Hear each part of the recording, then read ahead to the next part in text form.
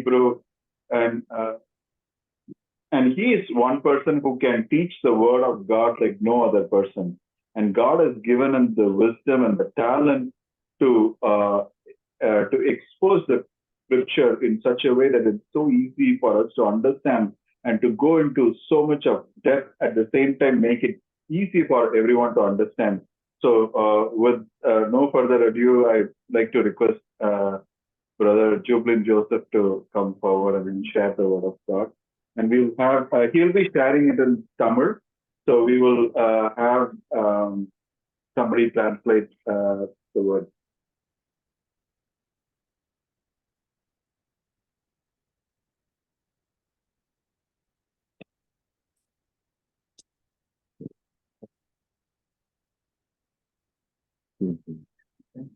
And I'll get back to it.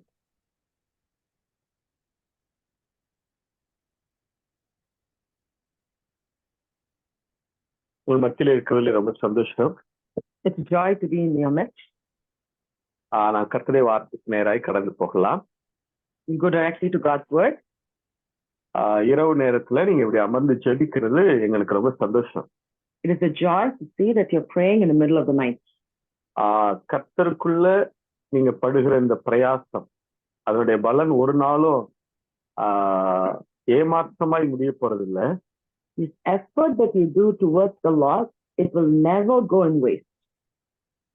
பேதுருக்கு ஆண்டவர் சொன்னார் இல்லையா, Lord told Peter, பேதுரு சொன்னார், நாங்க இரவு முழுவதும் பிரயாசப்பட்டோம், ஆனா ஒன்றும் அகப்படலைன்னார். Peter said, Lord, we worked all night and nothing was caught in our net. ஆனா திரளான மீன்களை பிடித்தப்ப அவர்கள் எல்லாருக்கும் பிரமிப்பு உண்டாச்சுன்னு வசனம். God's word says, when they got a multitude of fish, they were all amazed. இப்ப கர்த்தருக்குள்ள நீங்க படுகிற பிரயாசத்தின் பலன் ஒரு நாள் சலிப்பா முடியாது, அதை தேவன் பிரமிப்பாய் முடிய பண்ணுவார். So the work that we do for the Lord, it will never go in waste, but the Lord will make it amazing in our life. அதனால நீங்க இரவு நேரத்துல செலவழிக்கிற ஒவ்வொரு நிமிடத்தையும் கர்த்தர் பன்மடங்காய் பிளஸிங்கா உங்களுக்கு திரும்ப தருவார். So this effort and work that you put towards the Lord's kingdom in the night, the Lord will bless you back in multiple ways. அதுக்காக நான் ஆண்டவருக்கு நன்றி சொல்லுகிறேன். And I thank the Lord for that. நாம் கர்த்தருடைய வார்த்தைக்கு நேராய் நம்முடைய கவனத்தை திருப்பலாம். We'll turn our eyes towards God's word. Isaiah chapter 54 verse 10. Isaiah chapter 54 verse 10.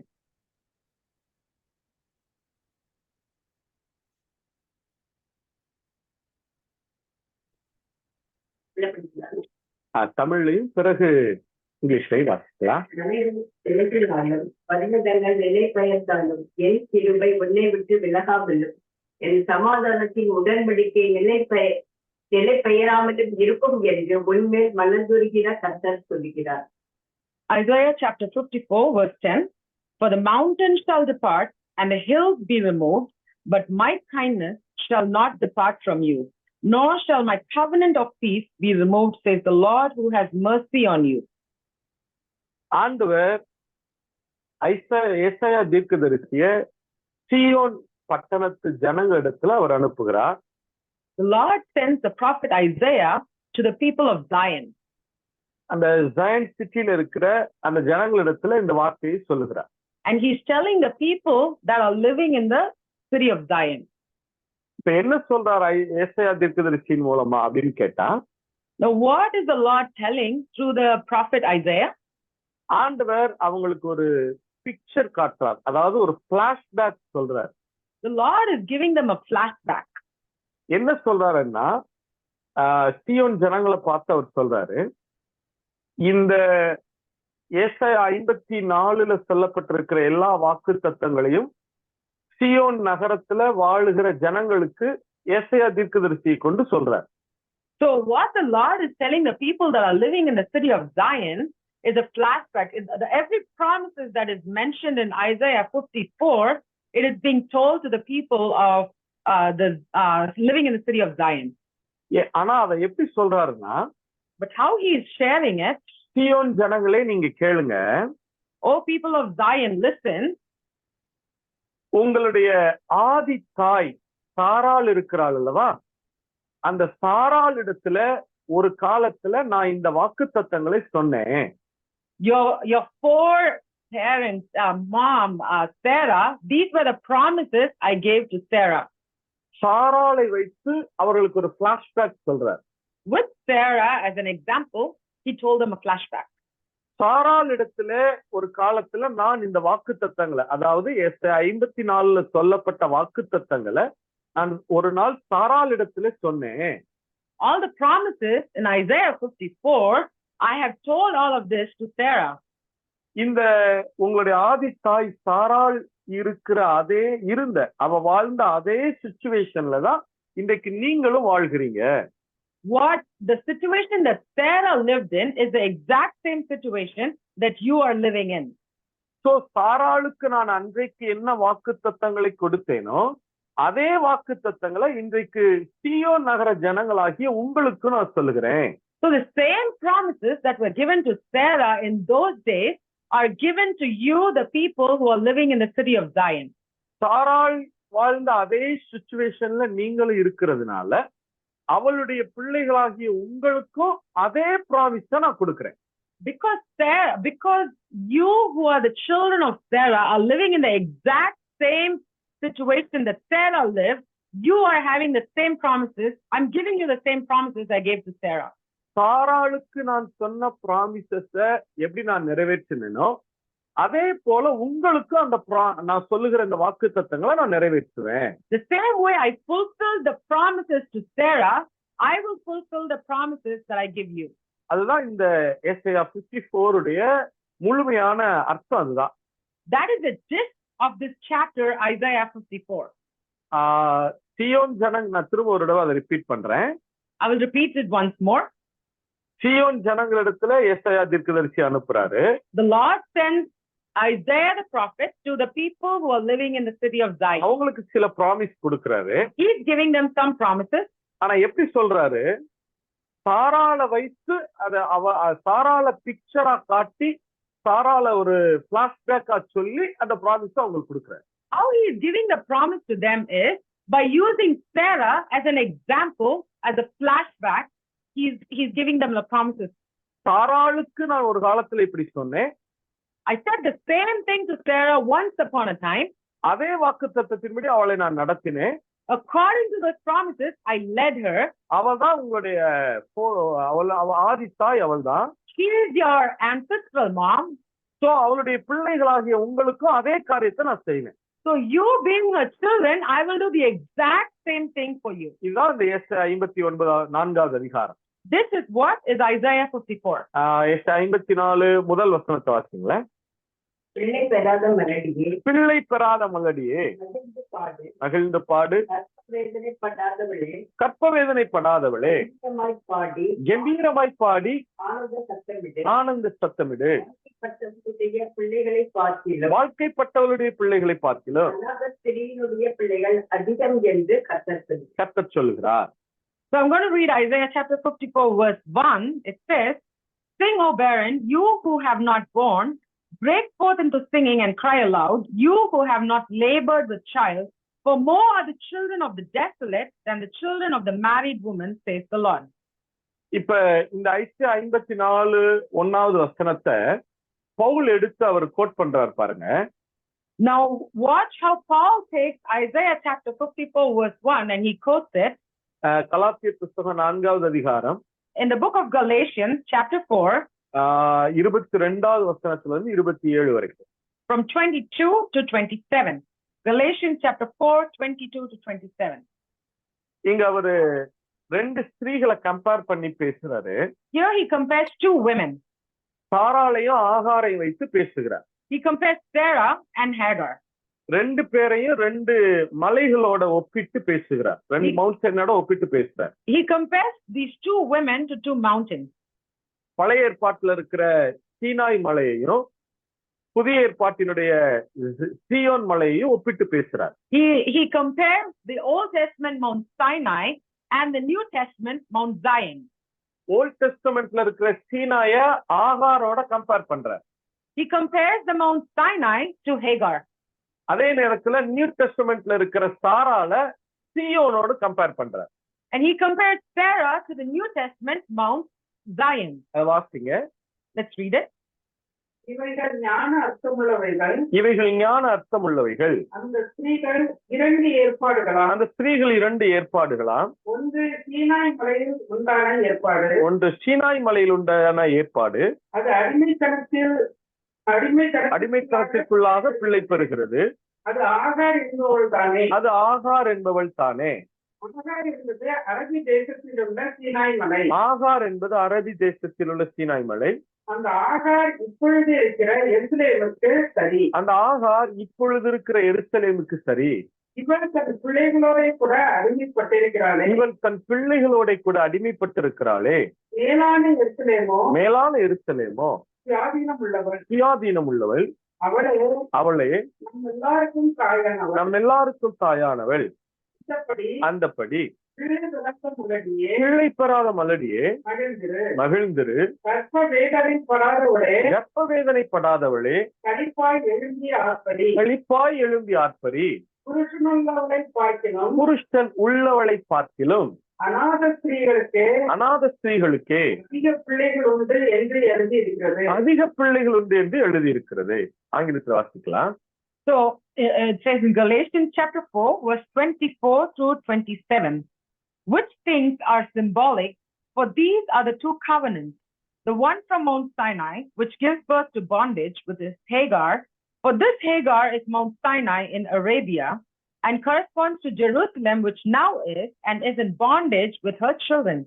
But the Jerusalem which above is free, which is the mother of us all. For it's written, rejoice, O barren, you who do not bear, break forth and shout, you who are not in labor.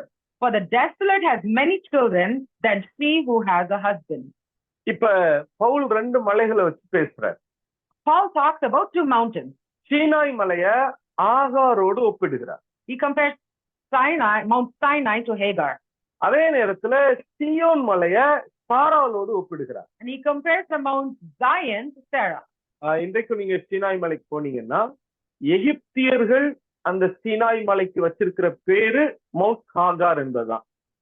Even today, if you go to Mount Sinai, the Egyptians call that mountain Mount Hagar. அந்த mount சீனாய அவங்க ஆகாரின் மலைன்னு தான் சொல்றாங்க. They call the Mount Sinai as Hagar. நம்ம தான் அத சீனாய் என்று சொல்றோம். We are the only ones who call it Mount Sinai. ஆனா எகிப்தியர்கள் அதுக்கு வச்சிருக்கிற பேரே ஆகார் தான். But the Egyptians call it Mount Hagar. அங்க இன்றைக்கும் ஆகாருடைய பேர்ல ஒரு கிராமம் கூட இருக்கிறது. Even today there is a village named after Hagar. இப்ப முதல்ல சீனாய் மலையை ஆகார் என்று சொல்லி அவரு கம்பேர் பண்றார். So first he compares Mount Sinai to Hagar.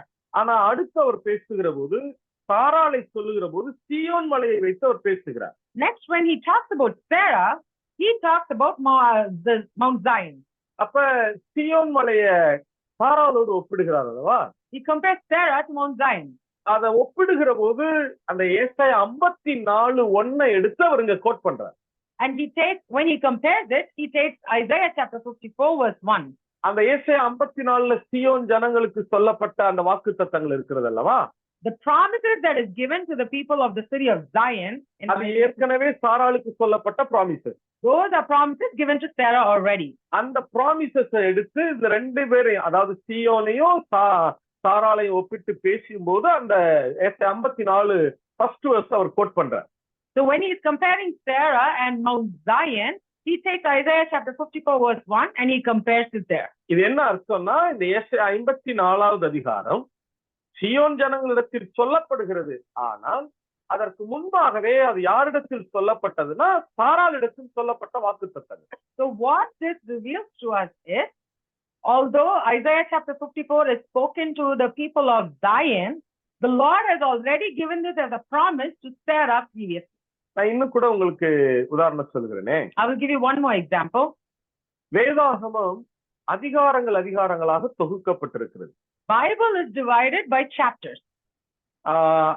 Genesis முதல் 3 அதிகாரங்கள் கிரியேஷனை குறித்து பேசுகிறது. The first 3 chapters of Genesis talks about creation. 4வது 5வது அதிகாரங்கள் ஆதாமுடைய ஜீனியாலஜியை பேசுது.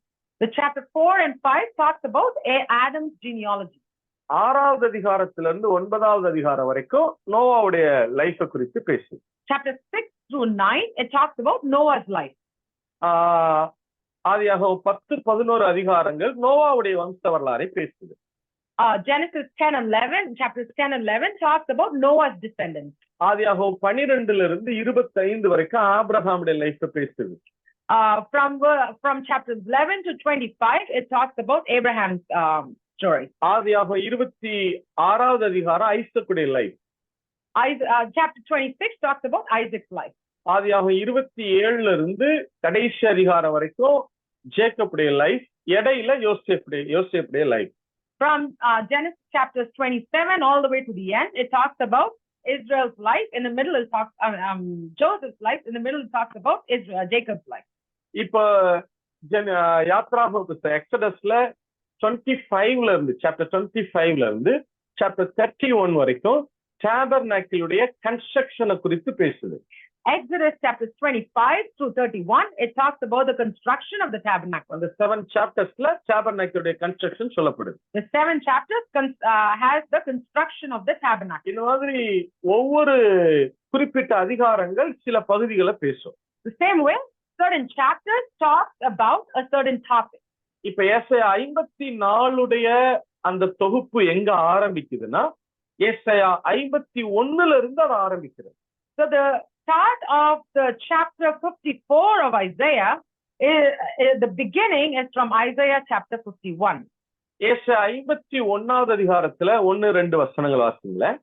Can one of us read Isaiah chapter 51 verse 1 and 2? நீதியை பின்பற்றி கர்த்தரை தேடுகிற நீங்கள் எனக்கு செவி கொடுங்கள். நீங்கள் வெட்டி எடுக்கப்பட்ட கண்மணியையும் நீங்கள் தோண்டி எடுக்கப்பட்ட துறவின் குழியையும் யோசி பாருங்கள். உங்கள் தகப்பனாகிய ஆபிரகாமையும் உங்களை பெற்ற சாராளையும் நோக்கி பாருங்கள். அவன் ஒருவனாய் இருக்கையில் நான் அவனை அழைத்து அவனை ஆசீர்வதித்து அவனை பெருக பண்ணினேன். I will read it in English. Isaiah chapter 51 verse 1 and 2. Listen to me, you who follow after righteousness, you who seek the Lord, look to the rock from which you were hewn, and to the hole of the pit from which you were dug. Look to Abraham your father and to Sarah who bore you, for I called him alone and blessed him and increased him.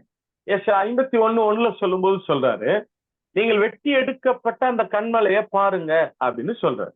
In Isaiah chapter 51 verse 1, he says, and look to the rock from which you were hewn. நீங்கள் தோண்டி எடுக்கப்பட்ட அந்த துறவை பாருங்கன்னு சொல்றாரு. And to the hole of the pit from which you were dug. யார் அப்படி பாருங்கன்னு சொல்றாரு? Who is he saying, look at them, look at them? ஆபிரகாமையும் சாராளையும் பாருங்கன்னு சொல்றாரு. He's saying, look at Abraham and Sarah. இந்த சீயோன் ஜனங்களை பார்த்து சொல்றாரு. He's telling that to the people of Zion. உங்களுடைய ஆதி தகப்பன் ஆபிரகாம் தானே? Your forefather is Abraham. ஆபிரகாம பாருங்க. Look at Abraham, your forefather. உங்களுடைய ஆதி தாய் சாராள் தானே? And your foremother Sarah, look to her. அவளை பாருங்கன்னு சொல்றாரு இல்லையா? Look to her. இப்போ ஏசாயா 51 என்ன சொல்றார்? ஆபிரகாம நான் ஒரு ஆளா இருக்கிறப்ப அழைச்சிட்டு வந்தேன். In Isaiah chapter 51, he says, I called him alone. அவனை பெருக பண்ணினேன். And blessed him. ஆபிரகாமுக்கு இப்படிலாம் நான் ப்ராமிஸ் கொடுத்தேன். These were the promises I gave Abraham. அதை நான் நிறைவேற்றினேன். And I fulfilled it. அதே போல நான் உங்களுக்கும் செய்வேன். The same way I will do it to you. ஏசாயா 51 இதைத்தான் பேசுறார். That's what he says in Isaiah chapter 51. Isaiah chapter 52லயும் இதைத்தான் பேசுறார். In Isaiah chapter 2, he says the same thing. Isaiah chapter 53 வருகிறப்ப ஆபிரகாமுடைய சந்ததியில மெசாயா வருவாரு, ஜீசஸ் வருவாரு. அவர் உங்களுடைய பாவங்களை எல்லாம் கழுவி உங்களை சுத்தப்படுத்துவாரு அப்படின்னு ப்ராமிஸ் கொடுக்குறாரு. In Isaiah chapter 53, he talks about how Jesus will come out of the descendant of Abraham and how he will cleanse all the sins. These are the promises through Jesus that he's talking about. Isaiah chapter 51 இருந்து இதைத்தான் பேசிட்டே வர்றாரு. From Isaiah chapter 51, this is what he's talking. ஆபிரகாம பாருங்க. Look at Abraham. அவனுக்கு நான் promise பண்ணேன். I promised him. அவனுக்கு நான் இதெல்லாம் செஞ்சு முடிச்சேன். I finished, fulfilled all of them. உங்களுக்கு நான் செய்வேன். I will do it for you as well. ஏசாயா 52லயே அதே திரும்ப சொல்றார். In Isaiah 52, he repeats the same thing. ஏசாயா 53 வருகிற போது ஆபிரகாமின் சந்ததியில இயேசு வருவார். In Isaiah 53, he talks about how Jesus will be a descendant of Abraham. அவர் உங்களுடைய எல்லா பாவங்களையும் சுத்திகரிப்பார். And he will come and forgive all your sins. இப்ப இதுவரைக்கும் ஆபிரகாம வச்சு பேசினார் இல்லையா?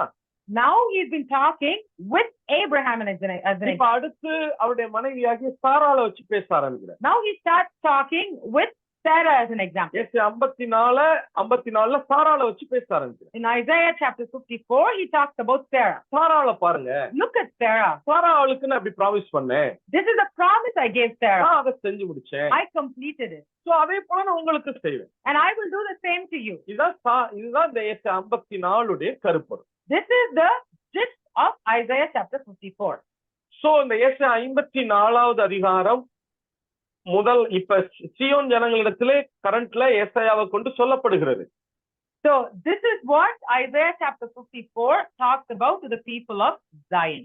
ஆனா இது ஏற்கனவே சாராளிடத்திலே சொல்லப்பட்ட வாக்குத்தத்தங்கள். But these are promises that have already been given to Sarah.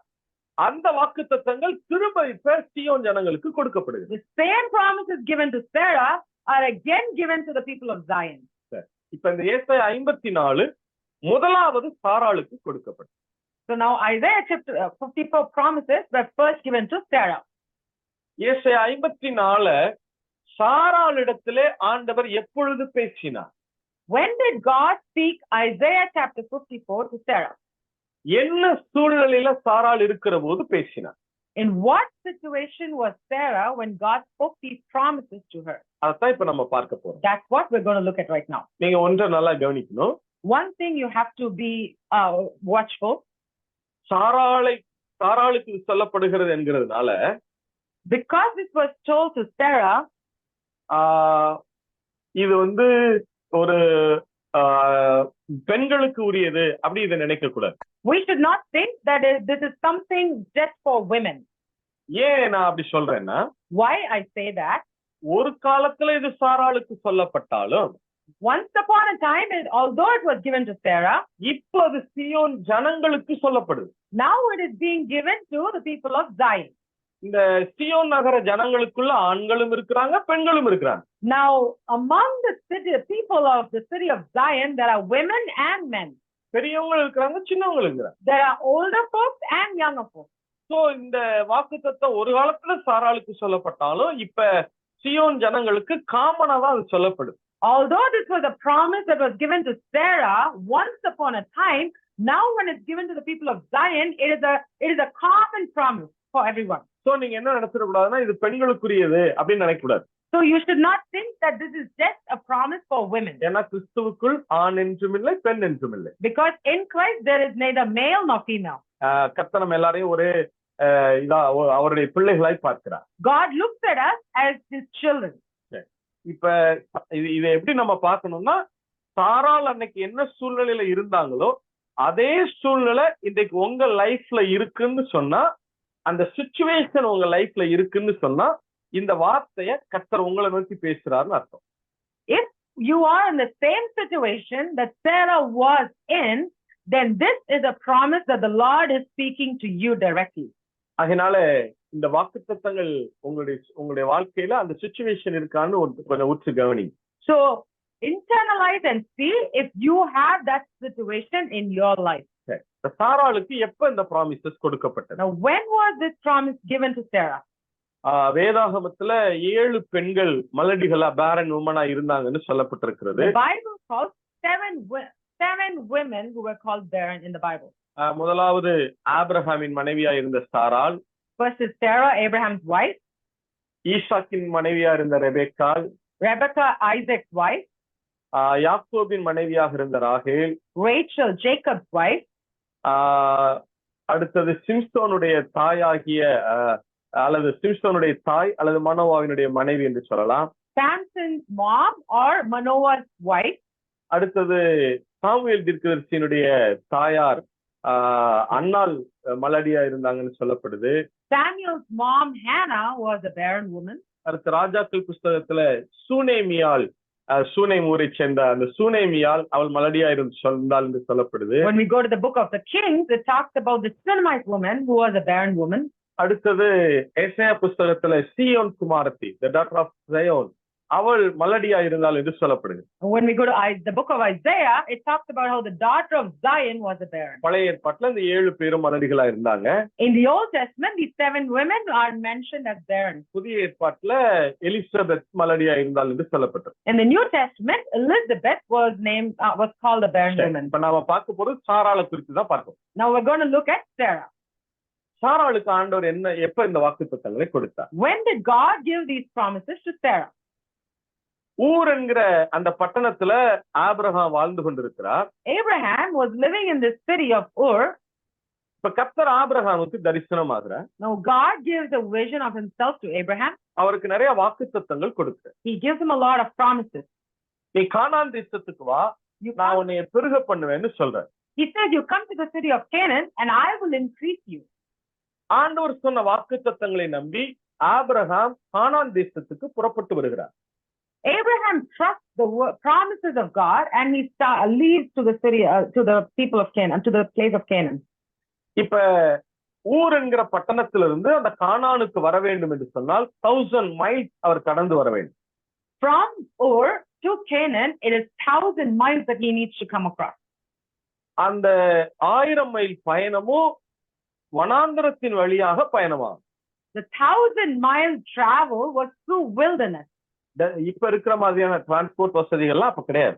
We did not have the transportation that we have nowadays. ஒட்டகங்கள்ல தான் பயணமாகணும். They had to travel using camels. பல நாடுகளை கடந்து அவர்கள் வர வேண்டும். They had to cross many countries. அதிகாலை ஒரு 5 மணிக்கு பயணத்தை ஆரம்பிக்க முடியும். They can start the journey at 5 a.m. in the morning. ஒரு 10 o'clock வரைக்கும் தான் அவங்க டிராவல் பண்ண முடியும். They can only travel up to 10. அதுக்கப்புறம் வனாந்தரத்துல பயணம் செய்ய முடியாது. After that, it is difficult to travel through the desert. அவங்க எங்கேயாவது டென்ட்ல இருந்துடணும். They'll have to tent up and stay.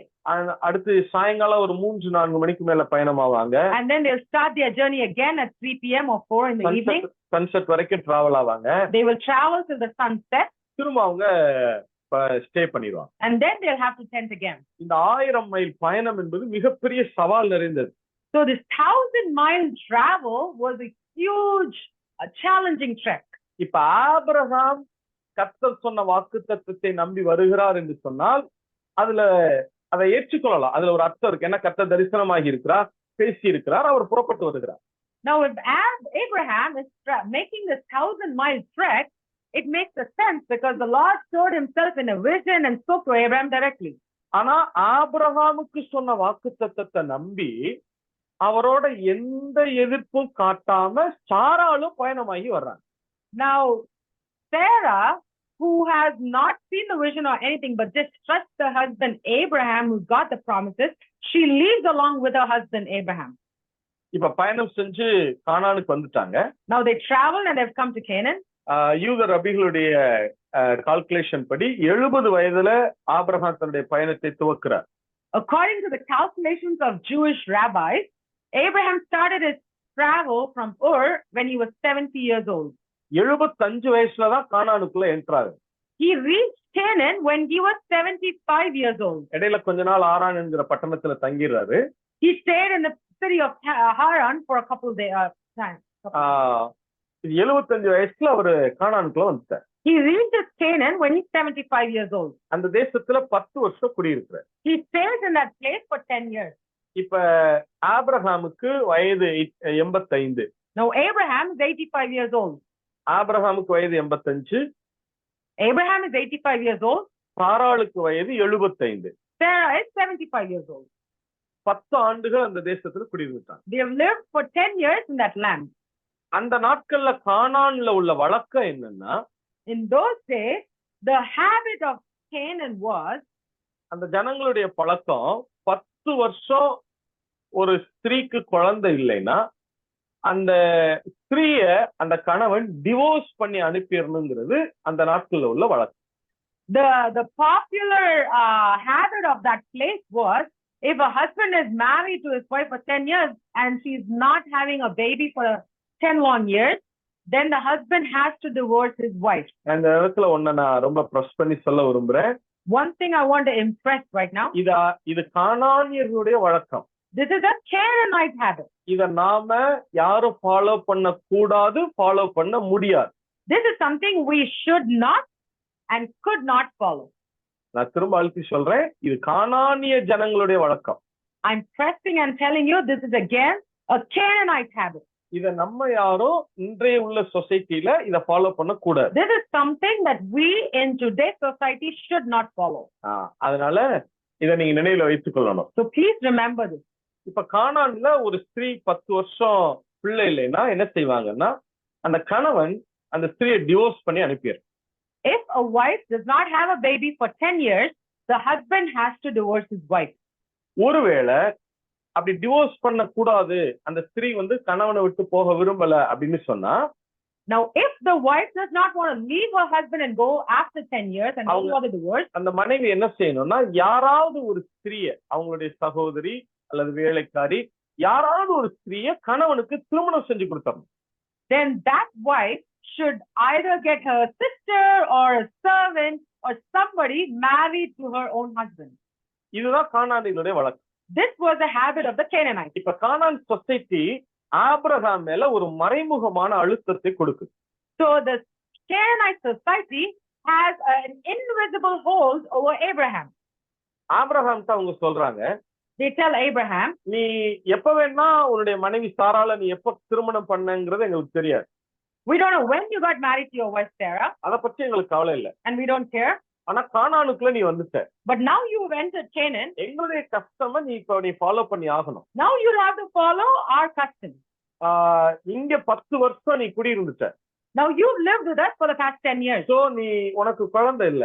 And now you don't have kids. So உன்னுடைய மனைவி நீ தள்ளி விடணும். So you have to divorce your wife. அல்லது உன்னுடைய மனைவி யாரையாவது உனக்கு திருமணம் செய்து கொடுக்கணும். Or your wife should get you married to somebody else. ஆபிரகாமுக்கு பிரஷர் கொடுக்குறாங்க. Now they pressure Abraham with this. ஆக்சுவலா இந்த பிரஷர் ஆபிரகாமுக்கு அப்படின்னு சொன்னா கூட, உண்மையா இந்த பிரஷர் யார் மேல வருதுன்னா சாராள் மேல வருது. Although we say this is a pressure on Abraham, the actual pressure is on Sarah, his wife. இப்ப ஆபிரகாம் சாராள டிவோர்ஸ் பண்ணணும். Now Abraham has to divorce Sarah.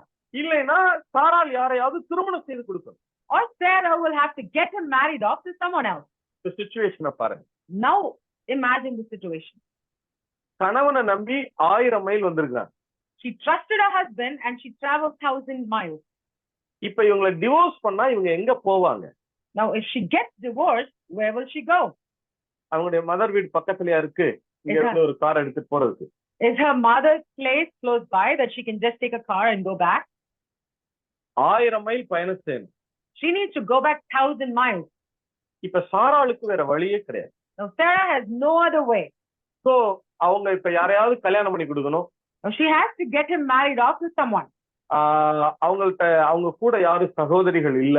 She didn't have any of her sisters with her. So தன்னுடைய வேலைக்காரி ஆகார திருமணம் செய்து கொடுக்கறாங்க கணவர். So she gets her servant Hagar married off to her husband. ஆதியாகமம் 16:3 நினைக்கிறேன், 2-3 பாருங்க. Abraham. So Genesis chapter 16 verses 3. Yeah. கானான் தேசத்தில் 10 வருஷம் குடியிருந்த பின்பு, ஆபிரகாம் கானான் தேசத்தில் 10 வருஷம் குடியிருந்த பின்பு, ஆபிரகாமின்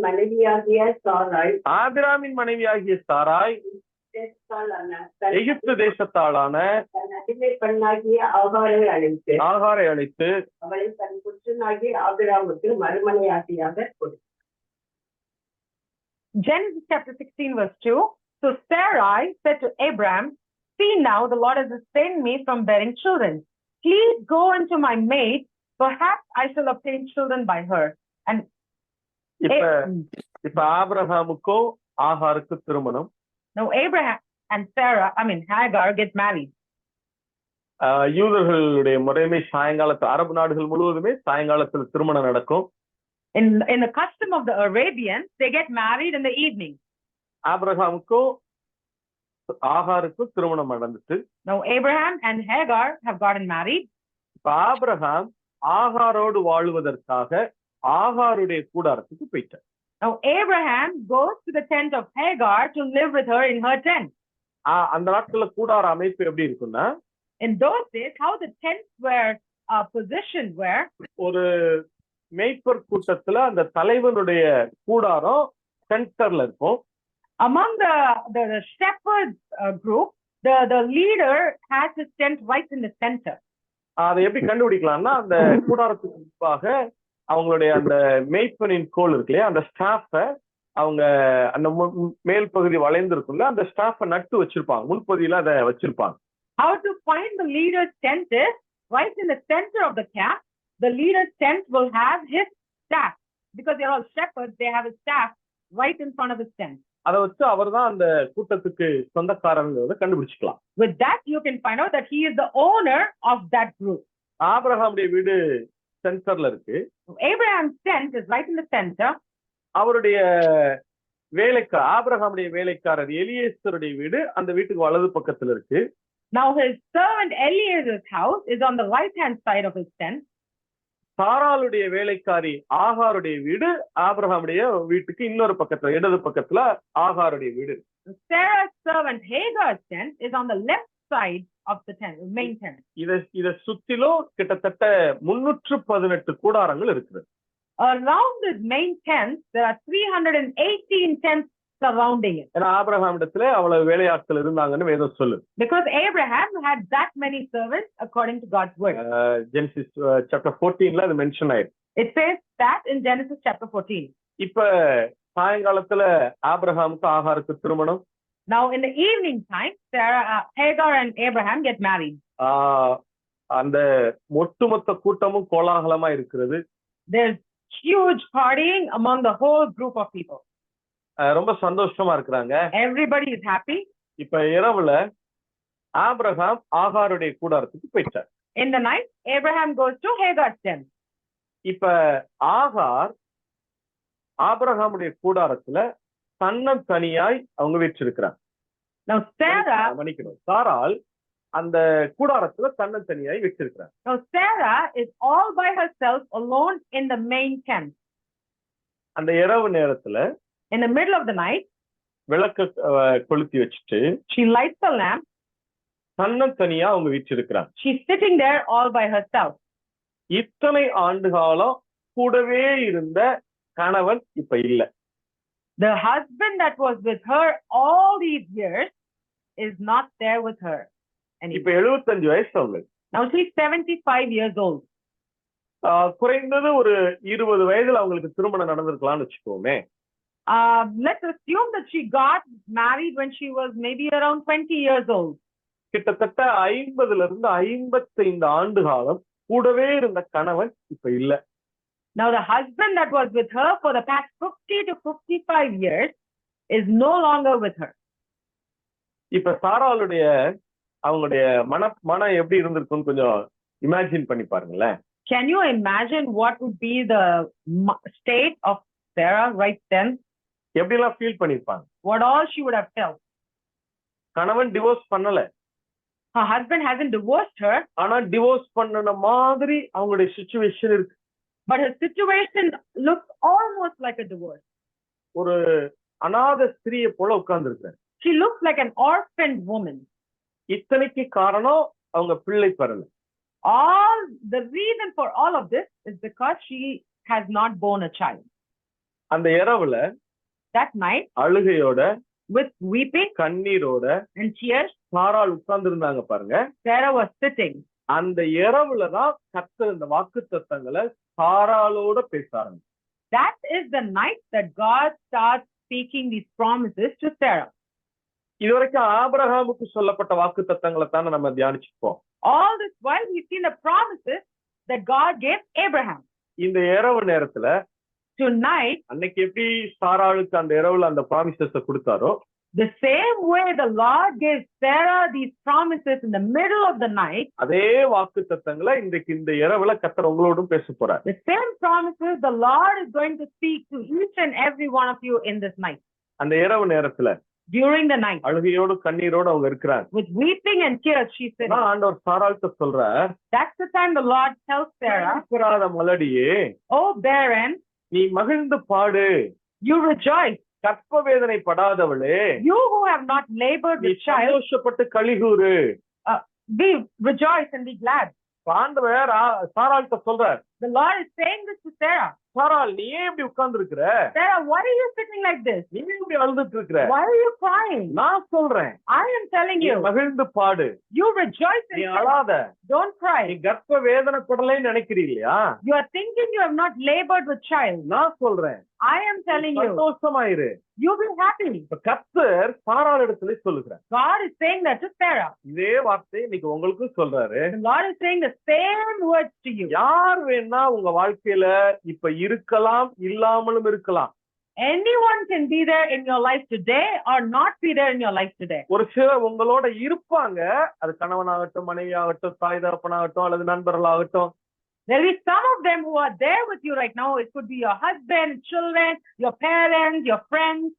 ஆனா இருப்பாங்க, ஆனா இருந்தும் இல்லாதது போலவே இருப்பாங்க. They will be there, but it almost feels like they are not there.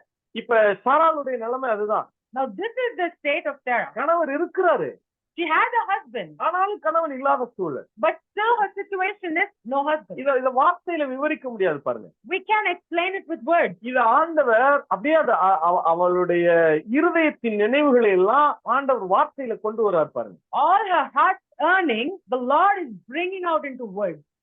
1வது வசனம் வாசிங்களே. Can we read verse 1? பிள்ளை பெறாத மலடியே, மகிழ்ந்து பாடு, கர்ப்ப வேதனைப்படாதவளே, கம்பீரமாய் பாடி ஆனந்த சத்தமிடு. ஆங்கிலத்துல வாசிங்க.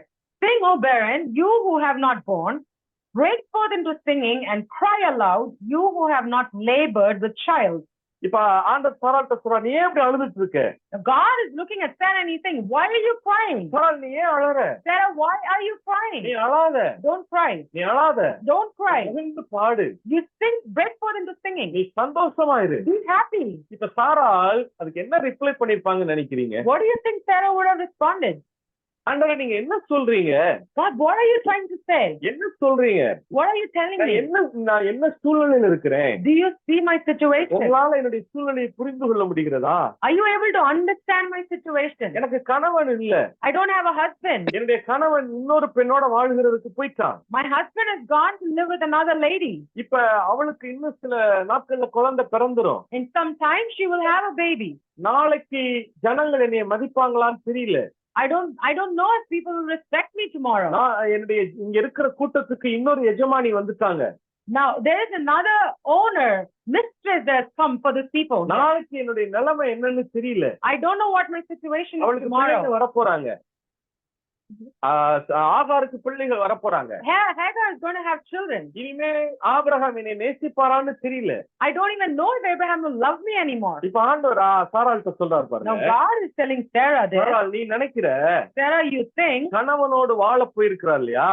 your husband has gone to live with another lady. ஆகார் இப்ப கணவனோடு வாழுகிறார். Hagar is living with her husband now. ஆபிரகாமோடு வாழுகிறாள்ல. She's living with Abraham now. நான் சொல்றேன், But I'm telling you, கணவனோடு வாழுகிற ஆகாரின் பிள்ளைகளை பார்க்கலாம், புருஷன் இல்லாமத போல இருக்கிற பிள்ளை பெறாத மலடியா இருக்கிற உன்னுடைய பிள்ளைகள் ஏராளமா இருக்க போகிறார்கள். I am telling you that more are the children of desolate than the children of the married woman. அவளுடைய பிள்ளைகளை பார்க்கலாம் உன்னுடைய பிள்ளைகள் ஏராளமா இருப்பாங்க. More than her children, your children will be humongous. சாராள் நினைக்கிறாங்க ஆகாருக்கு கணவன் இருக்கிறார். Sarah thinks Hagar has a husband. So எனக்கு கணவன் இல்ல. So I don't have a husband anymore. இனிமே எனக்கு பிள்ளைகள் வரப்போறதே கிடையாது. I will not have children anymore. அப்படிதான் அவங்க நினைக்கிறாங்க. That's what she thinks. ஆனா ஆகாருக்கு பிள்ளைங்க வருவாங்க. But Hagar will have children. ஏன்னா அவங்க கணவர் இருக்கிறார். Because she has a husband. நம்ம நிறைய நேரங்களை நினைப்போம், பாத்துருக்கீங்களா? That's what we think most times. அவங்க நல்லா இருப்பாங்க. They will be good. ஏன்னா அவங்களுக்கு நல்ல ஜாப் இருக்கு. Because they have a good job. அவங்களுக்கு ஹெல்ப் பண்ண ஆட்கள் இருக்காங்க. They have people that can help them. அவங்களுக்கு ரிலேஷன்ஸ் இருக்காங்க. They have relations around. அதனால அவங்க நல்லா இருப்பாங்க. So they will be good. சில அவங்களுக்குன்னு சில ஆதாரங்கள் இருக்கு, சோர்சஸ் இருக்கு, அதனால அவங்க நல்லா இருப்பாங்க.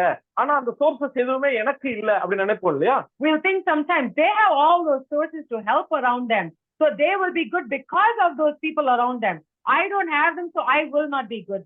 ஆனா கர்த்தர் இப்ப சாராள்கிட்ட சொல்றார். But God tells Sarah, Sarah, Abraham இருக்கிறதுனால அவளுக்கு அநேக பிள்ளைகள் இருப்பாங்க நீ நினைக்கிற. You think because she has Abraham, she will have more children. ஆனா நான் சொல்றேன், But I am telling you, நான் உனக்கு அநேக பிள்ளைகளை உன் கர்ப்பத்துல உருவாக்க முடியும். I will create many more children through your womb. அதே வார்த்தையை தான் கர்த்தர் உங்களுக்கு சொல்றார். That's the same word God is promising எனக்கு you. ஜாப் இல்ல, I don't have a job. எனக்கு ரிலேஷன்ஸ் இல்ல, I don't have relations. எனக்கு மணி இல்ல, I don't have money. எனக்கு ஜாப்புக்கு ஏற்ற எஜுகேஷன் இல்ல. I don't have the required education இது for a எல்லாம் job. அவங்களுக்கு இருக்கு. All of this they have. அதனால அவங்க நல்லா இருப்பாங்கன்னு நினைக்கிறீங்கல்ல? So you think they will be better. நான் சொல்றேன், But I say, அந்த சோர்சஸ் வச்சிருக்கிற அவர்களுடைய ஆசீர்வாதங்களை பார்க்கலாம், எந்த சோர்ஸ் இல்லாம இருக்கிற உங்களுடைய ஆசீர்வாதம் பெரிதா இருக்க போகிறது. the blessing that they will have with all those resources that they have will be less than what blessing you will have without any of those resources. உங்கள்ட்ட எந்த சோர்ஸ் இல்ல இல்லையா? You don't have any resources. கண்டிப்பா உங்கள்ட்ட source இருக்காது. Definitely you will not have any resources. ஏன்னா கர்த்தர் மட்டுமே உங்களுடைய வாழ்வாதாரம். Because God himself is your livelihood. கர்த்தர் மட்டும்தான் உங்களுடைய ஆதாரம். The Lord alone is your livelihood. அந்த ஆதாரம் உங்களுக்கு எல்லாவற்றையும் உருவாக்கி கொடுக்க போதுமானது. That refuge alone is enough to build everything else for you. அதான் சாராள்கிட்ட சொல்றார். That's when he tells Sarah, ஆகார் ஆபிரகாமோடு வாழுகிறான்னு நினைக்காது, வாழுகிறாள்னு நினைக்காது. don't think Hagar is living with Abraham. அவளுடைய பிள்ளைகளை பார்க்கிலும் உன்னுடைய சந்ததி ஏராளமா இருக்க போகுது. Compared to her children, your children will be much more. இரண்டாவது வசனம் வாசிக்கலாமா? Let's read the second verse. கூடாரத்தின் இடத்தை விசாலமாக்கு, உன் கூடாரத்தின் இடத்தை விசாலமாக்கு, உன் வாசஸ்தலங்களின் திரைகள் விரிவாகட்டும், உன் வாசஸ்தலத்தின் திரைகள் விரிவாகட்டும், தடை செய்யாதே, தடை செய்யாதே, உன் கயிறுகளை நீளமாக்கி, உன் கயிறுகளை நீளமாக்கி, உன் உலைகளை உறுதிப்படுத்து, உறுதிப்படுத்து. நீ வலதுபுறத்திலும் second verse. I will read Isaiah chapter 54 verse 2. Enlarge the place of your tent and let them stretch out the curtains of your dwelling. Do not spare. Lengthen your cords and strengthen your stakes. ஆண்டவர் சாராள்கிட்ட சொல்றார், Now the Lord tells Sarah, நீ அழாத, don't cry. நீ சந்தோஷமா இரு, You be happy. நீ மகிழ்ந்து பாடு, You rejoice and எந்த sing. சோர்ஸ் இல்லைன்னு நினைக்காத. Don't think you don't have any உன்னுடைய resources. ஆசீர்வாதம் பெரிதா இருக்க போகிறது. Your blessing is going to be huge. அடுத்து சொல்றாரு, Next he says, ஆகா Hagar, அடிக்கணும், சாராள் Sarah, நீ ஏன் உள்ள அழுதுட்டு இருக்க? why are you crying? நீ முதல்ல இந்த கூடாரத்தை பெருசாக்கு. First, enlarge the place of your tent. நீ வாழுகிற இந்த கூடாரத்தை பெருசா கட்டு. Enlarge the place where you're living right now. ஏன் ஆண்டவர் சாராள்கிட்ட சொல்றாருன்னா, Why is God telling that to Sarah? கூடாரத்தை செய்கிற பணி அந்த நாட்கள்ல பெண்களுடைய. Because in those days, the building of the tent was a woman's job. ஏன்னா அதை என்ன செய்வாங்கன்னா, ஆட்டுத்தோள்களை எடுத்து அந்த லெதரை ஒன்னோட ஒன்ன நெருக்கமா, அதாவது காற்று கூட புக முடியாத அளவுல ஸ்டிச் பண்ணி அதை கூடாரமா மாற்றுவாங்க. Because in those days, they would take the sheep skin and the goat skin and they would stitch it real tight that even air cannot pass through. அத அங்கங்க 4 குச்சிகளை நட்டு அது மேல அந்த தோலை விரிச்சிருவாங்க. And they would put 4 staffs around and they would put the skin on top of that staff. இதான் அவங்களுடைய கூடார முறைமை. This is the way they built their tent. ஆண்டவர் சாராள்கிட்ட சொல்றார், Now God is telling Sarah, சாராள் நீ அழ வேண்டிய நேரம் இல்ல, Sarah, this is not the time for you to cry. உன் கூடாரத்தை பெருசா, You enlarge the place of your tent. நான் சொல்றேன், I am telling you, பிள்ளைங்க வருவாங்க, you will have children. இந்த கூடாரத்துல பிள்ளைங்க வாழ்வாங்க. You will have your children living in this tent. இப்ப சாராள் ஆண்டவர்ட்ட என்ன கேட்டிருப்பாங்க? Now what do you think Sarah would have asked the Lord? என்ன சொல்றீங்க? Lord, what are you saying? இந்த கூடாரத்தை நான் எப்படி பெருசாக்குறது? How can I enlarge this tent? இந்த கூடாரத்துல இருக்கிறதுக்கே ஆள் இல்ல.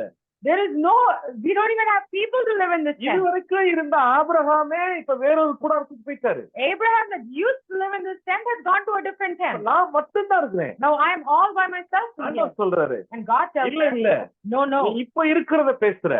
You're talking about what is right now. நான் இனிமே வரப்போறத பேசுறேன். I am talking about what is going to come in the future. பிள்ளைங்க வருவாங்க. There will be children dwelling in the இதே tent. கூடாரத்துல பிள்ளைங்க வளருவாங்க. In the same tent there will be children that will be raised up. உண்மையாய் கர்த்தர் சொன்ன வார்த்தை அப்படியே நிறைவேறிற்று. In truth, whatever God said was fulfilled. Abraham சாராளுக்கு பிள்ளை பிறந்தான். Sarah had her own children. Isaac ரெபேக்கால கூட்டிட்டு வந்து தன் தாயாகிய சாராளுடைய கூடாரத்திலே குடியிருந்தான்னு சொல்லுது வேதம். God's word says Isaac brought his wife Rebecca to his mother's tent Sarah and they dwelt there. அதே கூடாரத்துல ஏசாவும் யாக்கோவும் வளர்க்கப்பட்டார்கள். In the same tent, Esau and Jacob were brought up. கர்த்தர் சொன்ன வார்த்தை பொய்த்து போகல பாருங்க. God's word never went அதே வார்த்தையை தான் உங்களுக்கும் கர்த்தர் சொல்றார். The same word God is telling you. எல்லைகளை பெருசாக்குங்க. God will, you enlarge your tent. உங்களுடைய பிசினஸ இன்னும் பெருசாக்குங்க. Enlarge your business. இன்னும் அடுத்த மேலான நிலைமைக்கு போறதுக்கு முயற்சி பண்ணுங்க. Try to go to the next level. உங்களுடைய வீட்டை இன்னும் பெருசாக்குங்க. Build your house even bigger. நீங்க நினைக்காதீங்க இப்ப இருக்கிறது எனக்கு இதுவே போதும், இதுக்கே எனக்கு வழி இல்லையே அப்படி நினைக்காதீங்க. Don't think I don't have a way to even take care of this house. Brother, இப்ப இருக்கிற பிசினஸ்க்கே ஆட்கள் இல்லையே. Brother, I don't even have people to be with me for this business. இப்பவே எனக்கு கஸ்டமர்ஸ் இல்லையே. Right now I don't have customers. நான் இப்ப எப்படி பெருசாக்குறது? How will I enlarge this? நான் சொல்றேன். But I'm saying கர்த்தருடைய வார்த்தையை சொல்றேன். God's word, I'm telling you God's word. எல்லைகளை பெருசாக்குங்க. Enlarge your tent. கண்டிப்பாய் ஆட்களை கண்டு கர்த்தர் நிரப்ப ஆரம்பிப்பார். Definitely the Lord will bring people and he'll fill this. ஆண்டவர் பிள்ளைகள் பிறந்த பிறகு கூட அர்த்த பெருசாக்க சொல்லல. He didn't say enlarge your tent after you have kids. நீ பெருசாக்கு பிள்ளைங்க வருவாங்க. You enlarge it, children will come. அதே வார்த்தை தான் கர்த்தர் உங்களுக்கு சொல்றார். The same word God is giving you today. வீட்டை பெருசாக்குங்க. Enlarge your home. தடை செய்யாதீங்க. Don't stop it. 2 bedroomல இருந்தா 3 bedroomக்கு ட்ரான்ஸ்ஃபர் ஆகுங்க. If you're in a 2-bedroom apartment, go to a 3-bedroom. 3 bedroom இருந்தா 4 bedroom போங்க. If you're in 3-bedroom, go to 4-bedroom. உங்களுடைய branch இன்னும் increase பண்ணுங்க. Make your branch even bigger. உங்களுடைய தாட்ஸ் இன்னும் next லெவலுக்கு கொண்டு போங்க. Go to the next level of your thinking. அத தடை செய்யாது. Don't stop it. கர்த்தரால உங்களை இடம் கொள்ளாமல் போக மட்டும் ஆசீர்வதிக்க அவரால முடியும். Lord can bless you with no place to go anymore. ஆண்டவர் சாராள்கிட்ட சொல்றார். The Lord tells Sarah, நீ உள்ள இருக்க. why are you inside? கூடாரத்தை பெருசா. Come and enlarge your tent. இப்ப சாராள் கூடாரத்துக்கு வெளியில வர்றாங்க. Now Sarah comes outside the tent.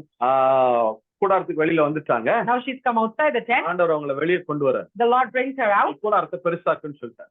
God told her, enlarge your tent. அவங்க அந்த ஆட்டு தோள்களை எல்லாம் எடுக்கறாங்க. She takes all the sheep skin and goat skin. தேவையான ropes எல்லாம் எடுக்கறாங்க. She takes all the ropes that she needs. எல்லா அந்த ஆணிகளை எல்லாம் எடுக்கறாங்க. She takes all the nails that is needed. இப்ப வெளியில வந்துட்டாங்க. Now she's come out. ஆண்டவர்ட்ட சாராள் கேக்குறாங்க. Now Sarah asked God, ஆண்டவரே நீங்க வீட்டை பெருசா கட்ட சொல்லிட்டீங்க.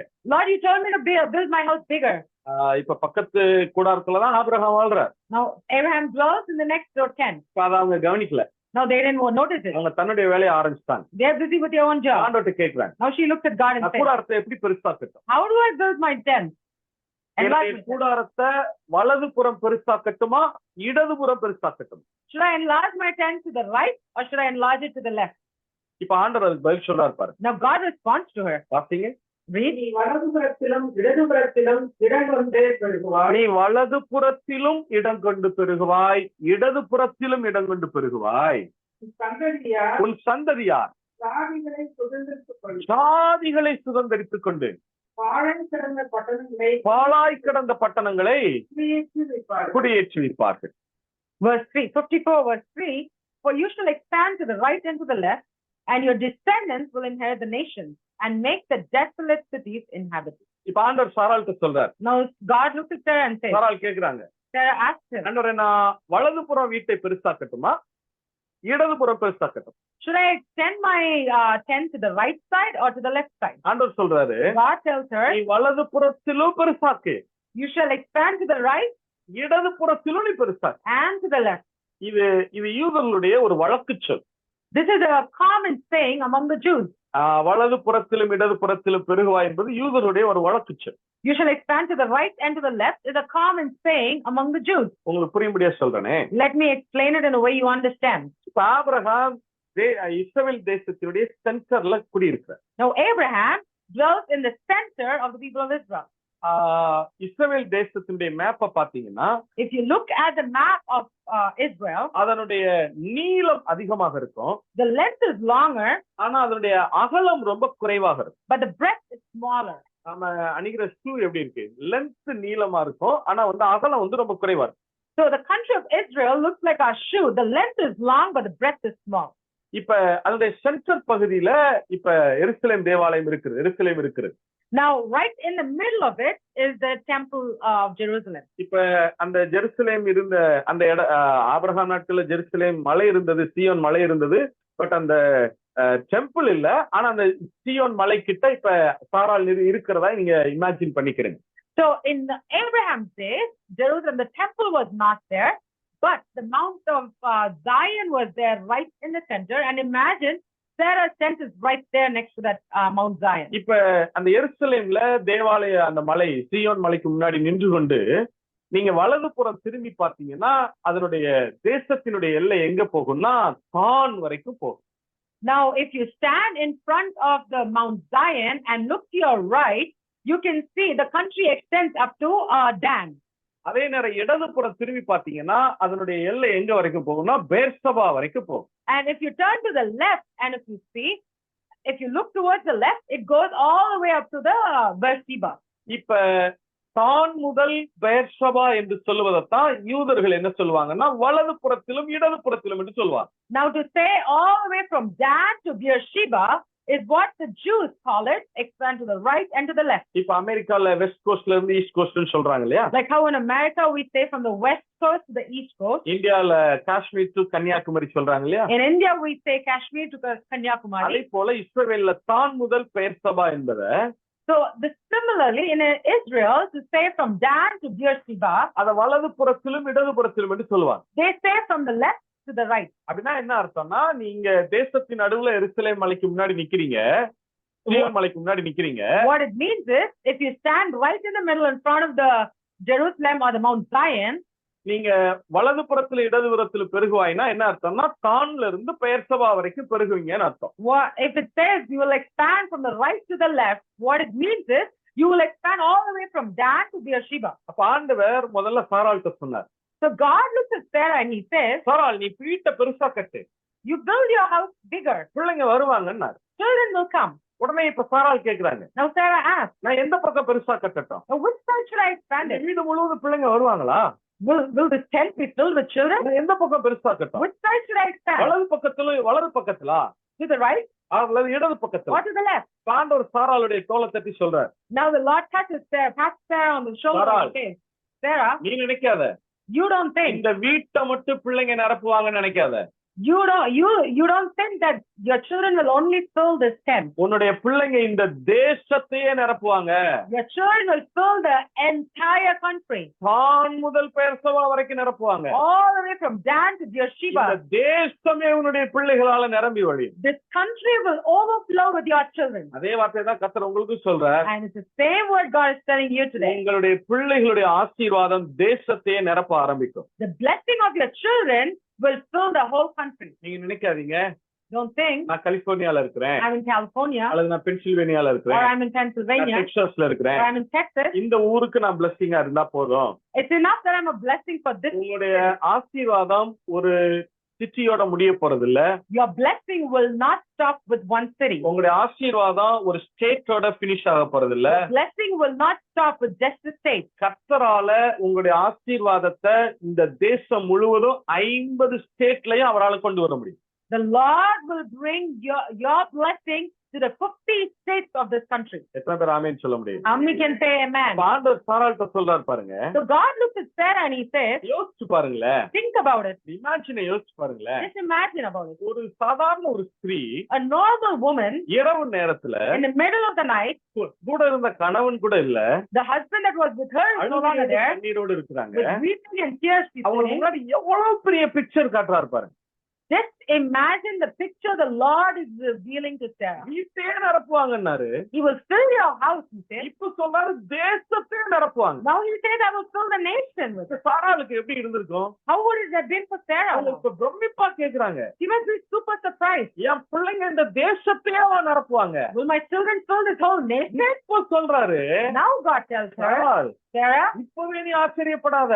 don't be surprised yet. இந்த தேசத்தை மட்டும் இல்ல, Not just this nation. உன் பிள்ளைங்க பல தேசங்களை பல ஜாதிகளை சுதந்திரிப்பாங்க. Your children will inherit multiple nations and multiple tribes. பல தேசங்களை உன்னுடைய பிள்ளைகள் சுதந்திரிப்பாங்க.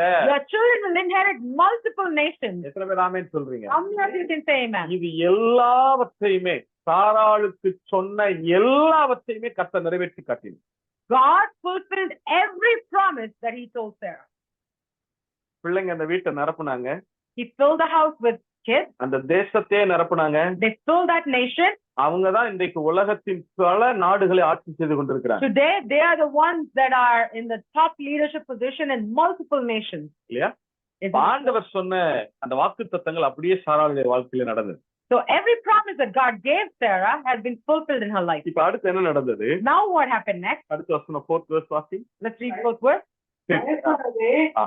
நீ வெட்கப்படுவதில்லை, நானாவே நீ இலக்கை அடைவதில்லை. உன் வாணிபத்தின் வெட்கத்தை நீ மறந்து உன் விதவையின் நிந்தையை நீ நினையாதிருப்பாய். Do not fear, for you will not be ashamed, neither be disgraced, for you will not be put to shame. For you will forget the shame of your youth and will not remember the reproach of your widowhood anymore. இப்ப ஆண்டவர் சாராள்கிட்ட சொல்றார். Now God tells Sarah, Sarah, நீ உன்னுடைய வீட்டை பெருசா கட்டுன்னு சொன்னார். He said, expand your home. இத பிள்ளைங்க நிரப்புவாங்கன்னார். He said, I will fill it with children. தேசத்தை நிரப்புவாங்கன்னார். They will fill the nation. அடுத்து பல நாடுகளை சுதந்திரிப்பாங்கன்னார். And then he said they will inherit multiple nations. சாராளுக்கு ரொம்ப சந்தோஷம். Sarah is super happy. அப்ப அவங்க அந்த வீட்டை கன்ஸ்ட்ரக்ஷன் பண்ண ஆரம்பிக்கிறாங்க. So she starts building her tent. ஆனா இப்ப மெல்ல உள்ள ஒரு பயம் வரும். Slowly there's a fear creeping in. ஆண்டவரே, God, நீங்க சொன்னீங்கன்னு நான் இப்ப டென்ட்டை பெருசாக்குறேன். I'm expanding my tent because you told me. ஆனா காலையில இங்க இருக்கிற கூட்டம் என்ன நினைக்கும்? But what will the people here think about me in the morning? சாராளுக்கு என்ன ஆச்சு? What happened to the Sarah? இந்த வீட்டுல குடியிருக்கிறதுக்கே ஆட்களை காணாமே. There is no people to dwell in that house right now. எதுக்கு இந்த அம்மா வீட்டை பெருசாக்குறாங்க? Why is she expanding our home? எனக்கு ரொம்ப சேமா இருக்குமே ஆண்டவரே. I will feel so ashamed. எனக்கு ஃபியரிங்கா இருக்கு. இதெல்லாம் நடக்குமா? I am fearful. Will all this happen? அப்பதான் ஆண்டவர் சொல்றாரு. And then God tells him, சாராள், பயப்படாத. Do not fear. நீ லட்சியம் அடைவதில்ல. For you will not be ashamed. வெட்கப்பட்டு போவதில்ல. You will not be disgraced. இதே வார்த்தை தான் கர்த்தர் உங்களுக்கு சொல்றார். The Lord is giving you the same word. எல்லைகளை பெருசாக்குங்க. Expand your territory. ஆண்டவர் சொன்ன வாக்குத்தத்தங்கள் ஒன்றும் குறைய போறதில்ல. The promises of the Lord will never come short. ஒரு நாள் உங்களை அவர் லட்சியம் அடைய விடுவதில்ல. Not a single day will you allow. ஒரு நாள் நீங்க அவமானப்பட அவர் விடுகிறது கிடையாது. He will never let you be ashamed. எத்தனை பேர் ஆமென் சொல்ல முடியும்? How many of you can say amen? அடுத்து என்ன நடந்தது? What happened next? ஆண்டவர் சொல்றார். Now the Lord tells her, உன்னுடைய இந்த விதவை இருப்பின் ஒரு விதவைய போல நீ இருக்கேன்னு நினைக்கிறீ இல்லையா? You're thinking you're like a widower right now. என் வாழ்க்கையில இப்படி நடந்துருச்சு ஆண்டவரே. This has happened in my life, Lord. எத்தனையோ பேர் வாழ்க்கையில இப்படி நடந்திருக்கு. Many other people have had this. அதெல்லாம் என் வாழ்க்கையில அப்படிலாம் நடக்காதுன்னு நினைச்சேன். But I thought that did not happen to me at all. என் வாழ்க்கையில இப்படி நடந்துச்சு. But this has happened to me in my life. நீ நினைக்கிறீ இல்லையா? You're thinking that ஒரு today. விதவைய போல இருக்கிறீ இல்லையா? You're feeling like a widow. நான் சொல்றேன். I am telling you. இந்த கடினமான நாட்களை நீ இனிமே நினைக்காத அளவுக்கு நான் உன் வாழ்க்கையில மிராக்கிள் பண்ணுவேன். I will do such a miracle that you will not even remember these days anymore. இனிமே இந்த நாட்களை நீ நினைக்க போறதில்ல. You will not remember these days anymore. இந்த கடந்த கால வருத்தத்தை நீ நினைக்க போறதில்ல. You will not remember these past days sorrow. அதே தான் ஆண்டவர் உங்களுக்கு சொல்றார். That is what the Lord is telling you as well. உங்க வாழ்க்கையில செய்ய போகிற அற்புதங்களால, the miracles God is going to do for you in your life, இந்த ட்ராஜடியான நாட்களை நீங்க நினைக்க கூட முடியாத அளவுக்கு கர்த்தர் உங்களுக்கு மிராக்கிள் பண்ணுவார். The Lord, you will not even remember the tragedy in your life. The Lord is going to do such a big miracle in your life. அடுத்து என்ன நடந்தது? Next, what happened? 5வது வசனம் வாசிக்கலாம். 5. உன் சிருஷ்டிகரே உன் நாயகர். உன் சிருஷ்டிகரே உன் நாயகர். சேனைகளின் கர்த்தர் என்பது, சேனைகளின் கர்த்தர் என்பது அவருடைய நாமம். அவருடைய நாமம். இஸ்ரவேலின் பரிசுத்தர். இஸ்ரவேலின் பரிசுத்தர். உன் மீட்பர். உன் மீட்பர். அவர் சர்வ பூமியின் தேவன் எனப்படுவார். அவர் சர்வ பூமியின் தேவன் எனப்படுவார். Verse 5. For your maker is your husband, the Lord of hosts is his name, and your redeemer is the Holy One of Israel. He is called the God of the whole earth. இப்ப ஆண்டவர் சொல்ற, இப்ப சாராள் கேக்குறாங்க ஆண்டவர்ட்ட. Sarah is asking God, ஆண்டவர் எல்லாம் சரிதான், everything is okay, Lord. ஆனா இதெல்லாம் எப்படி நடக்கும்? But how will all this happen? எனக்கு கணவன் இல்லையே. I don't have a husband. என்னுடைய கணவன் இன்னொரு ஸ்திரியோட வாழ போயிட்டான். My husband has gone to live with another lady. எனக்கு கணவன் இல்லையே. I don't have a husband. அப்பதான் ஆண்டவர் சொல்ற, And the Lord tells her, சாராள், Sarah, ஆபிரகாம் தான் உன்னுடைய கணவன் நினைக்கிறியா? you are thinking Abraham is your husband. இல்ல, No, நான் சொல்றேன், but I'm telling you, உன்னுடைய தாயின் கர்ப்பத்துல உண்டாக்குன இல்ல, நானே உன்னுடைய நாயகர். I, the God that created you in your mother's womb, I myself am your husband. அது அவர் என்ன சொல்ல வர்றாருன்னா, What he's trying to tell her, சாராள், Sarah, உனக்கு என்னைக்கு ஆபிரகாம தெரியும்? when did you know Abraham? ஆபிரகாம எப்ப இருந்து உனக்கு தெரியும்? From when on did you know Abraham? நீ ஆபிரகாம திருமணம் செய்த நாள்ல இருந்து தான் உனக்கு தெரியும். You know Abraham only from the day that you got married to him. ஆனா உன்னை எனக்கு எப்ப தெரியும் தெரியுமா? But you know when I know you from? உன்னை உன் தாயின் கர்ப்பத்துல ரத்தமும் சதையும் எலும்புமா உருவாக்குனே பாரு, அந்த நாள்ல இருந்தே உன்னை எனக்கு தெரியும். I knew you the day I knit you together in your mother's womb. அதான் ஆண்டவர் அங்க சொல்ல விரும்புறார். That is what God is trying to say. சாராள், உனக்கு 50 வருஷமா தான் ஆபிரகாம தெரியும். Sarah, you know Abraham only for the past 50 years. ஆனா உன்னைய நான் தாயின் கர்ப்பத்துல உண்டாக்குன நாள்ல இருந்து உன்னை நான் அறிஞ்சு வச்சிருக்கிறேன். But I know you from the day that I created you in your mother's அது womb. உண்மைதானே? That is the truth. உங்க கணவரை எப்ப தெரியும்? When do you know your husband? அவரை திருமணம் செய்த நாள்ல இருந்து. Only the day you got married. மனைவி எப்ப தெரியும்? When do you know your wife? அவங்க திருமணம் செய்த நாள்ல இருந்து. From the day you got married. உங்க பிள்ளைகளை எப்ப தெரியும்? When do you know your kids? அவங்கள பெற்றெடுத்த நாள்ல இருந்து. From the day you gave birth to ஆனா them. கர்த்தருக்கு உங்களை எப்ப தெரியும் தெரியுமா? But you know when the Lord knew you. தாயின் கர்ப்பத்துல நீங்க உற்பத்தி ஆகுறதற்கு முன்பாகவே உங்களை தெரிந்து கொண்டவர். Even before you were formed in your mother's womb, the Lord knew you. அவர் நீங்க ரத்தமும் சதையுமா கர்ப்பத்துல உருவாகும் போதே அவருடைய கண்கள் உங்களை பார்த்திருக்கிறது. His eyes saw you even before you were blood and bones and skin. எத்தனை பேர் ஆமென் சொல்ல முடியும்? How many of you can say amen? ஆண்டவர் சொல்றார், நான் தான் உன்னுடைய நாயகர். So the Lord says, I am your maker and husband. நான் யாருன்னு கேட்டீங்கன்னா, You ask who I am? உன்னுடைய கணவன் ஆபிரகாம் இந்த கூட்டத்துக்கு தான் தலைவன். Your husband Abraham is just the head for this group. இந்த 318 பேருக்கு தான் அவர் சொந்தக்காரன். He is the owner of only these 318 ஆனா people. உன்னுடைய நாயகராகிய நான் சர்வ பூமியினுடைய ஆண்டவர். But your maker, who I am the master of all creation. நான் சர்வ பூமியினுடைய ஆண்டவர். I am the master of all the earth. எல்லாவற்றையும் என்னாலே செய்து முடிக்க முடியும். I can do all things. அடுத்து என்ன சொல்றார்? Next, what does he say? 6வது வசனம் வாசிங்க. Verse 6. கைவிடப்பட்டு மனம் நொந்தவளான ஸ்திரீயைப் போலவும் ம், இளம் பிராயத்தில் விவாகம் செய்து ம், தள்ளப்பட்ட மனைவியைப் போலவும் இருக்கிற உன்னை ம், கர்த்தர் அழைத்தார் என்று ம். தேவன் சொல்லுகிறார். Verse 6. For the Lord has called you like a woman forsaken and grieved in spirit, like a youthful wife when you were refused, says your God. இப்ப ஆண்டவர் சாராள்கிட்ட சொல்ற வார்த்தையை கவனிங்களேன். Now listen to the words God is saying. கைவிடப்பட்டு மனம் நொந்தவளான ஸ்திரீயை போலவும். Like a woman forsaken and grieved in spirit. அப்படின்னா என்ன அர்த்தம்னா, What does it mean? கணவன் டிவோர்ஸ் பண்ணிருக்க மாட்டாங்க, ஆனா கைவிட்டுட்டு போயிருப்பாங்க. The husband wouldn't have divorced them, but they would have forsaken them. அதே நேரத்துல சிலர் இப்படி இருப்பாங்க, இளம் பிராயத்திலே divorce ஆயிருப்பாங்க. At the same time, there'll be some folks who would have been divorced at a very young age. இதெல்லாம் அவங்க feel பண்றாங்க. அதாவது ஆபிரகாம் டிவோர்ஸ் பண்ணல, ஆனா டிவோர்ஸ் பண்ணுனா எப்படி இருக்குமோ டிவோர்ஸ் பண்ணாம ஒரு மனைவிய ஒரு கணவன் விட்டுட்டு போயிட்டா எப்படி ஃபீல் பண்ணுவாங்க, அத போல இப்ப சாராள் ஃபீல் பண்றாங்க. Sarah is feeling all these feelings like a wife in her youth who was left by her husband. She's feeling all these feelings. இளம் வயதிலேயே திருமணம் செஞ்சு டிவோர்ஸ் ஆனா ஒரு ஸ்திரீனுடைய இருதயம் எவ்வளவு வேதனைப்படுமோ அதே போல வேதனைய அவங்க அனுபவிக்கிறாங்க. How a young wife who's been divorced at such a young age, the state of her heart is a kind of a state of the heart. அவங்களுடைய இருதயத்தினுடைய அந்த நினைவுகள் தவிப்பை எல்லாம் ஆண்டவர் அப்படியே வார்த்தையில சொல்லிட்டே இருக்காரு. All her heart's deepest earning, the Lord is putting it into words. அநாத ஸ்திரியை போல இருக்க அப்படின்னு சொல்றாரு. He's saying you are a forsaken woman. பிள்ளை பெறாத மலடியை போல இருக்குன்னு சொல்றாரு. You're like a barren woman. கைவிடப்பட்டவளை போல இருக்குன்னு சொல்றாரு. You are like a woman who has been let go. இளம் பிராயத்துல விவாகம் செய்து தள்ளப்பட்ட ஸ்திரியை போல இருக்குன்னு சொல்றாரு. Saying you're a youthful wife who has been divorced. அவங்களுடைய அந்த துக்கத்துல அவங்க என்னெல்லாம் ஃபீல் பண்றாங்களோ அது எல்லாவற்றையும் அவர் வெளியே கொண்டு வர்றாரு. In all her sadness, all her emotions and feelings, the Lord is putting it into words. நீங்க நினைக்காதீங்க கர்த்தருக்கு என்னை பற்றி எதுவும் தெரியாதுன்னு. Don't think that the Lord doesn't know about you. ஆண்டவருடைய கவலைகளை எல்லாம் பார்க்கலைன்னு நினைக்காதீங்க. Don't think God hasn't seen all your நீங்க sadness. விடுகிற பெருமூச்சை கூட அவர் கேட்கிறவராய் இருக்கிறார். The Lord is even listening to your grieving. எத்தனை பேர் ஆமென் சொல்ல முடியும்? How many of you can say? ஆண்டவர் சாராள்கிட்ட சொல்றாரு. So the Lord tells Sarah, முதல்ல என்ன சொன்னாரு? first what did he say? ஏன் அழுகுற? Why did you cry? சந்தோஷப்படு. Rejoice. நீ மகிழ்ந்து களிகூரு.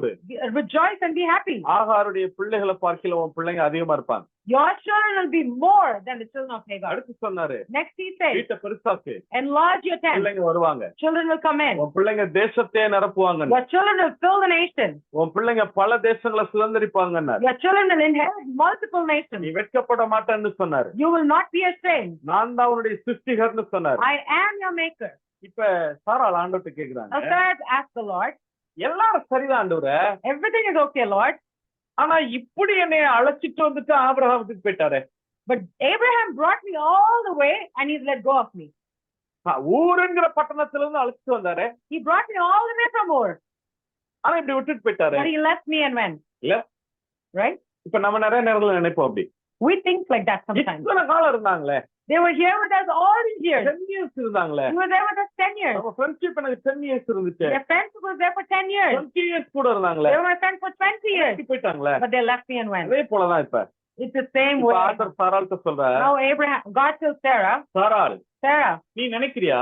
you are thinking, ஆபிரகாம் அழைத்ததுனாலதான் நீ கானானுக்கு வந்தேன்னு நினைக்கிறியா? are you thinking you came to Canaan because Abraham brought you there? Abraham அழைச்சதுனால நீ கானானுக்கு வரல. You didn't come because Abraham called you here. உன்னைய கொண்டு வந்து கானானுக்கு கொண்டு வந்து உன்னைய பழுகி பெருகிறதுக்காக உன்னைய அழைத்து வந்த கர்த்தர் நான் தான். I am the God that brought you all the way to Canaan so I can bless you and multiply you. Abraham அழைச்சதால நீ வரல. You didn't come because Abraham called நான் you. தான் உன்னைய பயில் காட்டி அழைச்சு வந்தேன். I was the one who brought you உன்னைய here. பெருக பண்றதுக்காக நான் தான் அழைச்சிட்டு வந்தேன். I brought you here to multiply நீங்க you. நினைக்கிறீங்களா சிஸ்டர்? You're thinking, நீங்க sister. நினைக்கிறீங்களா brother? You're thinking, brother. Transfer பண்ணதுனால நான் இங்க வந்துட்டேன். I came here because I was N transferred here. கணவர் வந்ததுனால நான் வந்துட்டேன். I came here because my husband N was மனைவி here. வந்ததுனால நான் வந்துட்டேன். I came here because my wife was இல்ல. here. No. உங்களை பழுகி பெருக பண்ண கர்த்தரே உங்களை அழைத்து கொண்டு வந்தாரு. The Lord has brought you here to bless you and multiply you. எத்தனை பேர் ஆமென் சொல்லுங்க? How many of you can say amen? நீங்க நினைக்கிறீங்க சூழ்நிலைகளால தள்ளப்பட்டு நான் இந்த நிலைமைக்கு வந்திருக்கேன்னு. You're thinking the situation pushed you to where you are today. சூழ்நிலைகளால தான் நான் இந்த இடத்துல நிக்கிறேன்னு நினைக்கிறீங்க. You're thinking I'm standing here because of my situation. இல்ல. No, no, no. கர்த்தர் உங்களை பழுகி பெருக பண்றதுக்காகத்தான் இந்த சிச்சுவேஷன்ல உங்களை நிறுத்தி இருக்கிறார். The Lord has brought you to this situation so He can bless you and multiply you. எத்தனை பேர் ஆமென் சொல்லுங்க? How many of you can say amen? சந்தோஷமா வாசிக்கலாம். Can we read the next verse? 7வது வசனம். Verse 7. இமைப்பொழுது உன்னை கைவிட்டேன், ஆனாலும் உருக்கமான இரக்கங்களால் உன்னை சேர்த்துக் கொள்வேன். வாசிங்க 7th verse இல்லையா? 7வது. இமைப்பொழுது உன்னை கைவிட்டேன், இமைப்பொழுது உன்னை கைவிட்டேன், ஆனாலும் உருக்கமான இரக்கங்களால் உருக்கமான இரக்கங்களால் உன்னை சேர்த்துக் கொள்வேன். உன்னை சேர்த்துக் கொள்வேன். அடுத்த வசனம் 8வது. அற்பகாலம் மூண்ட கோபத்தினால் அற்பகாலம் உண்ட கோபத்தினால் என் முகத்தை உனக்கு மறைத்தேன். இமைப்பொழுது உனக்கு மறைத்தேன், ஆனாலும் நித்திய கிருபையுடன் நித்திய கிருபையுடன் உனக்கு இறங்குவேன் என்று உனக்கு இறங்குவேன் என்று கர்த்தராகிய உன் மீட்பர் சொல்கிறார். கர்த்தராகிய உன் மீட்பர் சொல்லுகிறார். So I'm reading Isaiah 54 verse 7 and 8. For a mere moment I have forsaken you, but with great mercies I will gather you. With a little wrath I hid my face from you for a moment, but with everlasting kindness I will have mercy on you, says the Lord your Redeemer. ஆண்டவர் சொல்றார், நீ பயப்படாத. So the Lord is saying, do not fear. நான் உன் மேல கோபப்பட்டேன்னு நினைக்காத.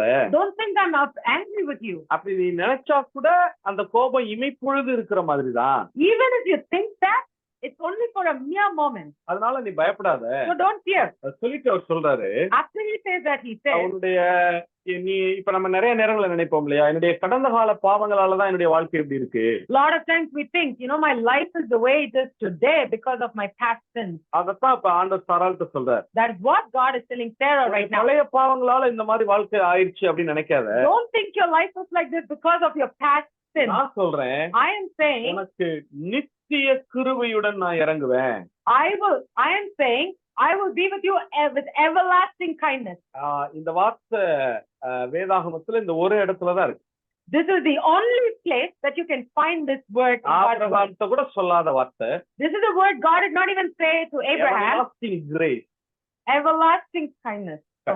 சில பேருக்கு everlasting grace. நித்திய கிருபை. Everlasting grace. வேற யார்த்தையும் வேதத்துல சொல்லாத வார்த்தை. This is a word that God did not speak to anybody else in the Bible. சாராளுக்கு சொல்லப்பட்டது. This was told only to Sarah. அவங்க என்ன விதமான பலவீனம் இருந்தாலும் கர்த்தர் சாராளை எங்கேயுமே கண்டம் பண்ணவே மாட்டார். That is why with all her weaknesses, the Lord never condemned Sarah in any part. அவங்க ஆண்டவர் சொல்ற ஒரு ப்ராமிஸ்க்கு கூட கொஞ்சம் விசுவாசத்துல அப்பப்ப கீழே இறங்கிடுவாங்க, நகைப்பாங்க, அதெல்லாம் செய்வாங்க, நான் நகைக்கலைன்னு பொய் கூட சொல்லுவாங்க. ஆனா அப்ப கூட ஆண்டவர் எதையும் சாராளை கண்டம் பண்ணவே மாட்டார். Even when the Lord gives Sarah a promise, she will be sarcastic about it, she will smile about it, laugh about it, but even then the Lord never ever condemned Sarah. அதே வார்த்தை தான் கர்த்தர் உங்களுக்கு சொல்றார். The Lord is giving you the same word. கர்த்தர் உங்க மேல கிருபையா இல்ல. The Lord is not just with grace over you. உங்க மேல அவர் நித்திய கிருபையோடு இருக்கிறார். He is there with you with everlasting grace. எத்தனை பேர் ஆமென் சொல்ல முடியும்? How many of you can say amen? 9வது வசனம் வாசிக்கலாம். Let's read verse 9. எனக்கு நோவாவின் காலத்தில் உண்டான வெள்ளம் போலிருக்கும்.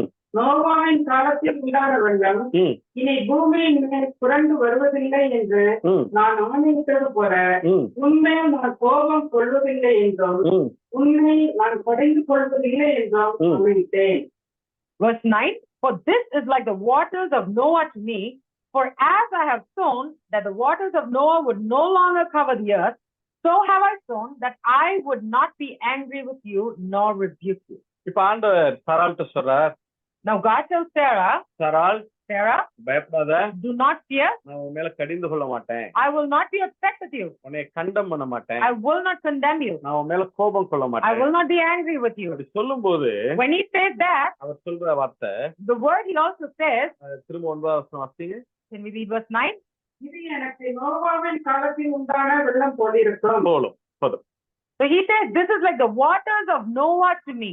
நீ நினைக்காத, Don't think. இப்போ வாழ்க்கையில ஒரு பிரச்சனை வந்துருச்சு இல்லையா? There's a problem in your life right now. நான் கர்த்தரை தேடி கர்த்தருடைய பிள்ளையா தான் இருக்கிறேன். I am God's child. அவரை ஆராதிக்கிறேன். I worship him. அவர்தான் என்னை ப்ராமிஸ் கொடுத்து அழைச்சிட்டு வந்தார். He gave me a promise and he brought me ஆனா here. இப்படி ஒரு சிச்சுவேஷனுக்கு நான் வந்திருக்கேன். But I've come into a situation like this. So இதை போல திரும்ப திரும்ப என்னுடைய வாழ்க்கையில இதை போல பல சிச்சுவேஷன் வரும் அப்படின்னு நீ நினைக்காத. Don't think that these kind of situation will come over and over again in your life. நம்முடைய லைஃப்ல சில நேரங்கள்ல ஒரு ட்ராஜடி வந்துட்டா அதே மாதிரி அடுத்து வரலாம் அப்படின்னு நம்ம எதிர்பார்க்க ஆரம்பிச்சிருவோம்ல, பிலீவ் பண்ண ஆரம்பிச்சிருவோம். When we have a tragedy in our life, we start believing that will happen over and over again in our life. ஏன்னா ஏற்கனவே என்னுடைய வாழ்க்கையில அப்படி நடந்துச்சு. Because something similar has already happened to me. நான் கர்த்தருடைய பிள்ளை தானே. I was a child of God even then. அதே போல திரும்பவும் நடக்கும் அப்ப. So it might happen again the same way. சாராள் ஆண்டவர் சொல்றார். That's when God tells Sarah, no. இது எனக்கு நோவாவின் பெருவெள்ளம் போல. This is like the waters of Noah. ஒரே ஒரு தடவை தான். It's only once. இனிமே இத போல சூழ்நிலை உன் வாழ்க்கையில வராது. There will never be a turn that this kind of a situation like this again. உங்களுக்கு சொல்றாரு. God gives you the same word. நீங்க கடந்து வந்ததை போல அந்த உபத்திரவம் திரும்ப இனிமே உங்க வாழ்க்கையில வராது. The walk that you've got through the valley of shadow of death will not come again in your life. அந்த இழப்பு திருப்பி வராது. That loss will not come in your life again. அந்த வியாதி திரும்ப வராது. That disease will not come in your life again. அந்த எதிர்ப்புகள் திரும்ப வராது. Those oppositions will not come in your life again. பயப்படாதீங்க. So do not fear. அதே காரியம் தொடர்ந்து ரொட்டீனா வரும், ரிப்பீட் ஆகும்னு பயப்படாதீங்க. Do not fear that the same thing will happen over and over again. இப்ப 10வது வசனம். Now we'll read verse 10. யாருடைய கையில பைபிள்லாம் இருக்கோ எல்லாரும் சேர்ந்து வாசிக்கலாம். Can all of us who have God's word read verse 10 together? நாம முடிக்கலாம். We'll finish it off. 10வது வசனம். Verse 10. தமிழ்ல வச்சிருக்கிறவங்க தமிழ்ல வாசிங்க. Whoever has it in Tamil can read it in Tamil. ஆங்கிலத்துல வாசிக்கிறப்ப ஆங்கிலத்துல சேர்ந்து வாசிங்க. When we read it in English, we'll all read it together again. முதல்ல தமிழ்ல வாசிக்கலாம். மலைகள் விலகினாலும் பர்வதங்கள் நிலை பெயர்ந்தாலும் என் கிருபை உன்னை விட்டு விலகாமலும் என் சமாதானத்தின் உடன்படிக்கை நிலை பெயராமலும் இருக்கும் என்று உண்மையில் மனதுருகுகிற கர்த்தர் சொல்லுகிறார். ஆங்கிலத்தை வாசிக்கலாம். We'll read the same words, Isaiah chapter 54 verse 10. You can unmute yourself and we'll all read it together in English. For the mountains shall depart and the hills be removed, but my kindness shall not depart from you, nor shall my covenant of peace be removed, says the Lord who has mercy on you. ஆண்டவர் சொல்றாரு சாராள்கிட்ட, Now God tells Sarah, மலைகள் விலகினாலும் even though the mountains depart பர்வதங்கள் நிலைபெயர்ந்து and the hills be removed. ஏன் அப்படி சொல்றாருன்னா, Why did God say that? இப்ப ஆண்டவர்கிட்ட சாராள் சொல்றாங்க, Now Sarah tells the Lord, ஆண்டவரே God, எல்லாம் சரிதான், everything is okay. என்னைய நீங்க அழாதன்னு சொன்னீங்க, You told me not to cry, சந்தோஷப்படன்னு சொன்னீங்க, be happy. வீட்டை பெருசாக்குன்னு சொன்னீங்க, You asked me to expand my tent. வீட்டுல பிள்ளைங்க வருவாங்கன்னு You சொன்னீங்க, said it will be filled with children. தேசத்தை நடப்புவாங்கன்னு You சொன்னீங்க, said they will fill the nation. பல நாடுகளை சுதந்திரிப்பாங்கன்னு சொன்னீங்க, They will inherit multiple nations. நீங்க தான் என்னுடைய நாயகர்னு சொன்னீங்க, You said you are my maker. என் மேல கோபம் கொள்வதில்லைன்னு சொன்னீங்க. You said you will not be angry with me. எல்லாம் ரைட்டு தான். All of that is fine. ஆனாலும் ஆபிரகாம் அப்படி பண்ணிட்டாரு ஆண்டவரே. Even then Abraham did that to me. என்னெல்லாம் அவங்களுடைய தாட்ஸ் வந்து திரும்ப திரும்ப அந்த பிரச்சனையை நோக்கி போயிட்டே இருக்கு. No matter what, her thoughts kept going back to the same old thing. நிறைய நேரங்கள் ஆண்டவர் நம்மகிட்ட பேசிட்டு இருந்தா கூட நம்முடைய அந்த தாட் வந்து பிரச்சனைகளை நோக்கியே டைவர்ட் ஆயிட்டே இருக்கும் இல்லையா?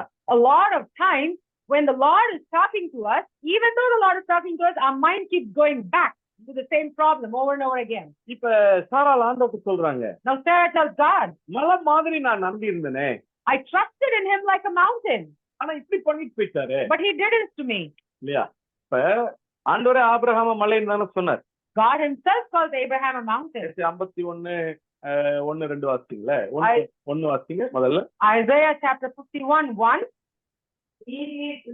நீதியை பின்பற்றி கர்த்தரை தேடுகிற நீங்கள் கர்த்தரை தேடுகிற நீங்கள் எனக்கு செவி கொடுங்கள். எனக்கு செவி கொடுங்கள். நீங்கள் வெட்டி எடுக்கப்பட்ட கண்மலையையும் வெட்டி எடுக்கப்பட்ட கண்மலையையும் நீங்கள் தோண்டி எடுக்கப்பட்ட துறவின் குழியையும் நோக்கி பாருங்கள். நீங்கள் தோண்டி எடுக்கப்பட்ட துறவின் குழியையும் நோக்கி பாருங்கள். உன் தகப்பனார் இல்ல, ஒன்னாவது. Isaiah chapter 51:1.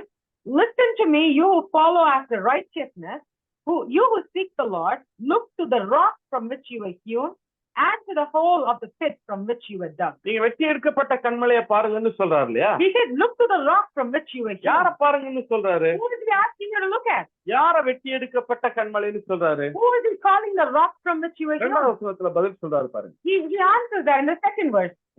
உங்கள் தகப்பனாகிய ஆபிரகாமை உங்கள் தகப்பனாகிய ஆபிரகாம் என்று சொல்லுகிறார். He says in verse 2, look to Abraham, your father. Abraham தான் கண்மலை என்று சொல்லுகிறார். He looks to Abraham and calls him the rock. ஆபிரகாம ஆண்டவரே ஒரு மவுண்டனோட ஒப்பிட்டு தான் பேசுறார். God compares Abraham to a rock, a mountain. இப்ப நீங்க இன்றைக்கும் யூதர்கள் நீங்க எருசலேமுக்கு போனீங்கன்னா அங்க நிறைய மவுண்டன்ஸ் இருக்கும். அதெல்லாம் எங்களுடைய முற்பிதாக்கள் என்று சொல்லுவாங்க, juice. Even today, if you go to Israel, the Jewish people, there are a lot of mountains in Israel. They will look at those mountains and they will call them their forefathers. அவங்க இதெல்லாம் எதுக்கு அடையாளமா இருக்குன்னா எங்களுடைய முற்பிதாக்களுக்கு அடையாளம்னு சொல்லுவாங்க. What those mountains represent, they say they represent our forefathers. வேதமே ஆபிரகாம கண்மலைன்னு தான் சொல்லுது. Because God's word itself calls Abraham as a rock. ஆனா என்ன நடந்துச்சு சாராள் வாழ்க்கையில? But what happened in Sarah's life? ஆபிரகாம்ங்கிற இந்த மலை பெயர்ந்து பக்கத்து வீட்டுக்கு போயிடுச்சு. The mountain that was there in Sarah's life moved and went to the next door tent. ஆபிரகாம்ங்கிற இந்த மலை பக்கத்து வீட்டுக்கு போயிடுச்சு. Abraham, the mountain, went to the next door. அப்பதான் ஆண்டவர் சொல்றாரு, That's when God says, சாராள், Sarah, ஆபிரகாம் போல எத்தனை மலைகள் உன்னை விட்டு விலகினாலும், even though there are multiple mountains like Abraham that move out of your life, லோத்து போல எத்தனை பர்வதங்கள் உன்னை விட்டு விலகி போனாலும், hills similar to Lot, no matter how many of them are removed from you, என்னுடைய கிருபை ஒரு நாள் உன்னை விட்டு விலக போறதில்ல. but my kindness shall not depart from you. என்னுடைய உடன்படிக்கை ஒரு நாள் உன்னை விட்டு நிலை பெயர போறதில்ல. Nor shall my covenant of peace be removed from எத்தனை you. பேர் ஆமென் சொல்ல முடியும்? How many of us can say அதே amen? வார்த்தையை தான் கர்த்தர் உங்களுக்கு சொல்றார். The same word God is promising you today. எத்தனையோ மனிதர்கள் உங்களை விட்டு போயிருக்கலாம். Many people would have gone out of your life. நீங்க மலை மாதிரி நம்பி இருந்த வேலை உங்களை விட்டு போயிருக்கலாம். The job that you trusted like a mountain mountain would have gone away from you. யாரு வேணா உங்களை விட்டு பேசலாம். Whoever could have left your life. ஆனா ஒரு நாளும் கர்த்தர் உங்களை விட்டு விலகாதவர். But God is a God who will never forsake you. எத்தனை பேர் ஆமென் சொல்ல முடியும்? How many of you can say amen? நான் முடிக்கிறேன். ஒரே ஒரு வருஷம் ஜம்ப் பண்ணலாம். 13வது வசனம் என்று நினைக்கிறேன். 11வது வசனம். We'll quickly finish off. 13. உன் பிள்ளைகள் கர்த்தரால் போதிக்கப்பட்டிருப்பார்கள். கர்த்தராலே போதிக்கப்பட்டிருப்பார்கள். பிள்ளைகளுடைய சமாதானம் பெரிதா இருக்கும். We'll quickly read verse 13. It says, all your children shall be taught by the Lord, and great shall be the peace of your children. இப்ப சாரா ஆண்டவர்ட்ட கேட்பாங்க இல்லையா? Now Sarah would have asked the Lord, எல்லாம் சரிதான் ஆண்டவரே, all of this is fine, God. 75 வயசாச்சு. I'm 75 years old. பிள்ளைகள் பெற்று From now on, after I give birth, I give. இனிமேல் நடக்கிற விஷயமா? Is this all possible? நம்ம நிறைய நேரங்களை நினைப்போம்ல, A lot of time we think, age ஆயிடுச்சு, we're old. இனிமேல அதை செய்ய முடியுமா? Can I do all of this late now? இத்தனை வயசாயிடுச்சு, இனிமே திருமணம் பண்ணி என்ன பண்ண? I'm so old. Now what will I do getting married? இனிமே பிறந்து நான் வளர்த்துற முடியுமா? Can I give birth and bring them up? அப்பதான் ஆண்டவர் சாராள்கிட்ட சொல்றார். And then God looks at Sarah and he says, சாராள், நீ நினைக்கிறியா? Sarah, you think? நீ தான் பிள்ளைகளை வளர்க்க போறேன்னு நினைக்கிறியா? You think you are the one who's going to bring up நான் those kids? சொல்றேன்.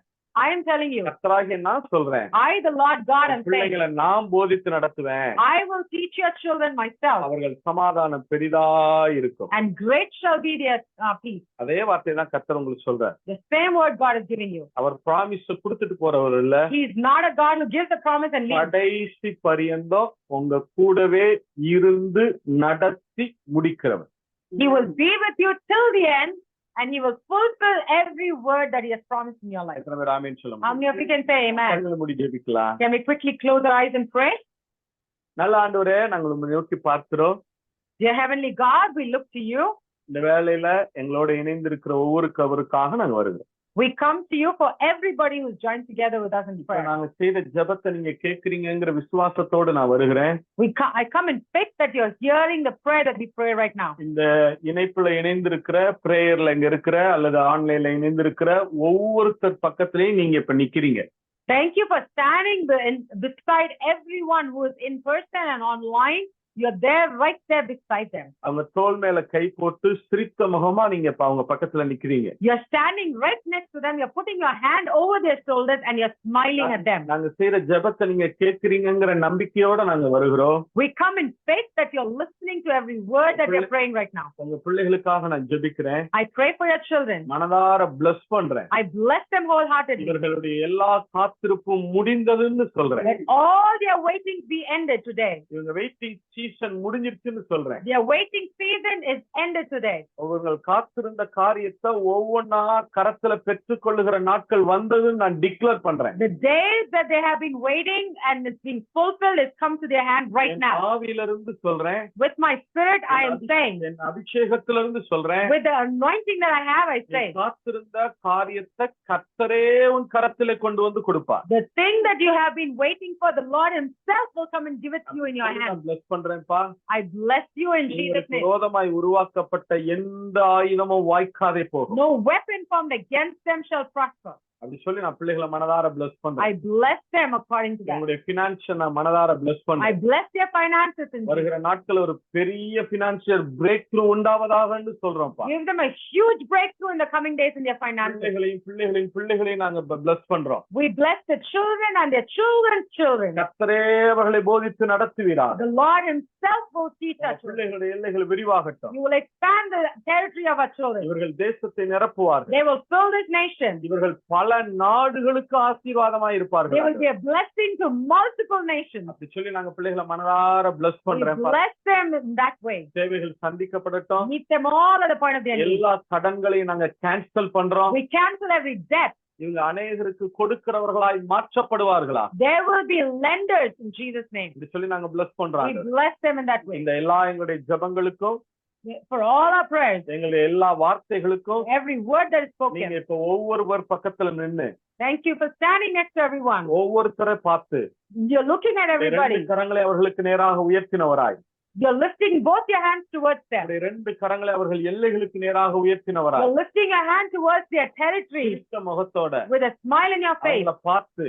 You're looking at them. எங்க ஜெபத்துக்கு and our prayers, எங்களுடைய வார்த்தைகளுக்கு to all our words, நீங்க you are, உங்க வாயை திறந்து, you're opening your mouth, உங்களுடைய வாயை திறந்து you're opening your mouth எங்க ஜெபத்துக்கு to our prayers. நீங்க இப்ப You're saying, ஆமென்னு சொன்னதற்காக, you're saying amen to it. அப்படியே ஆகட்டும் என்று சொன்னதற்காக Let it be so, is what you're saying. உள்ளத்தின் ஆழத்துல நாங்க நன்றி செலுத்துறோம். We thank you from the bottom of our heart, Lord.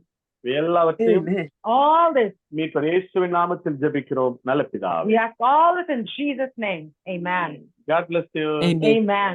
And thank you so much, brother. Thank you. Praise the Lord. That was a super blessed time. I need to say, this was something that was orchestrated by the Lord. It was just a day before that brother Jubilant Joseph had contacted, and he shared his heart to pray and be with us. And this was something from the Lord. We didn't think or expect that this is even possible. We can invite him to our prayer because ours is such a small meeting. And brother Jubilant Joseph's prayer usually invites thousands and thousands of people that come in. So we didn't even consider ourselves worthy enough to ask him, but the Lord opened the door where he wanted to be part of our prayer. So praise God, and praise God for the word God has given today. And I believe that a bunch of us, almost all of us, have been blessed with that.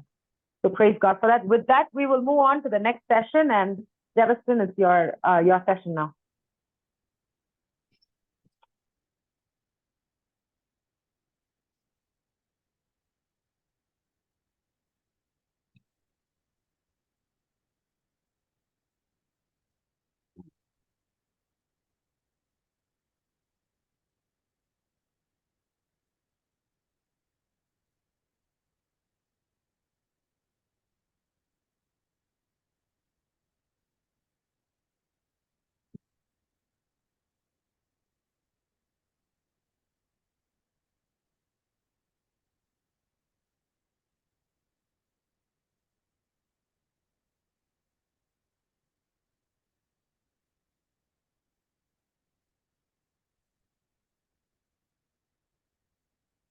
Okay.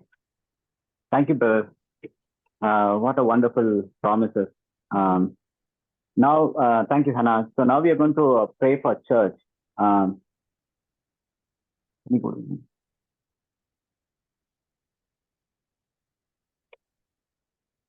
So what is the church?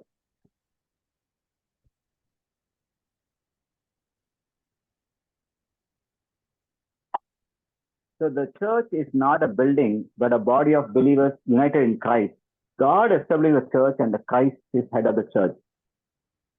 And the Bible says, 2 Corinthians 6:16 says, we are the temple. What the agreement is there between the temple of God and idols? For we are the temple of living God.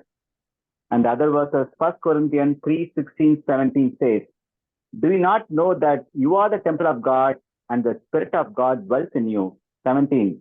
If anyone defiles the temple of God, God will destroy him, for the temple of God is holy, which temple you are. So if you see the churches, we are the church, we are the temple, and Spirit of God dwells in you. And Christ is the head of the church. And also we are the bride of Christ. The 2 Corinthians 11:2 says, I am jealous for you with a godly jealousy. I promise you to one husband to Christ. Since we are a bride of Christ, so we should be pleasing Christ in every other way. We should be dependent on him. Can you move to the next slide? Why pray for church? Bible says, Amos 8:1. The days are coming, declares the Lord, declares the sovereign Lord, when I send a famine to the land, not a famine of food or thirsty of water, but a famine of hearing the words of the Lord. Amos. If you see the last part, famine of hearing the words of Lord. I mean, in US, you will know like more than 450,000 churches. How many churches are talking the word of the God? And you will see numbers. You can count like, I have no idea, but it's less than.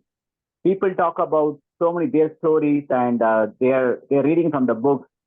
How many churches are hearing? Now you'll see it's like if you see we are surrounded with oceans, but yet the fresh waters are very less. Same way, you have so many churches, but yet the word of God is less. The Bible says the famine is coming. You're going to have you're going to have a season, even now it's happening, the famine of hearing word. So we should be praying for that. So, and the main problem is the churches are not speaking the truth. They are speaking the words what they wanted people to hear. So we need to pray for the churches. They should talk the truth and righteousness. And John 16:8 says, and when he has come, he will convict the world of sin and of righteousness and of judgment. The church is not about entertaining Christians with flashy displays and lights and music or performance. Church should be Christ-centered in all things. As we saw, Christ is the head of the church. Christ should be centered in all things. We should be, every church in US, across the world, we should be pleasing Christ only, nothing else. No pleasing, only Christ. Because the church established for the purpose, we should glorify Christ alone. But church went far away. And every message and every prayer, worship, and even should be Christ-centered and led by the Holy Spirit. So we should be praying for the famine of word. We know that churches are not speaking the truth. They are speaking the word. And also the Christ is not centered in a lot of churches. And they're talking about their own building their own kingdom. So we should be praying for that. Can you go? Okay. So let me pray and start. Lord, thank you, Lord. Thank you for your presence, Lord. Lord, we glorify you. We magnify, Lord. Thank you for this midnight, Lord.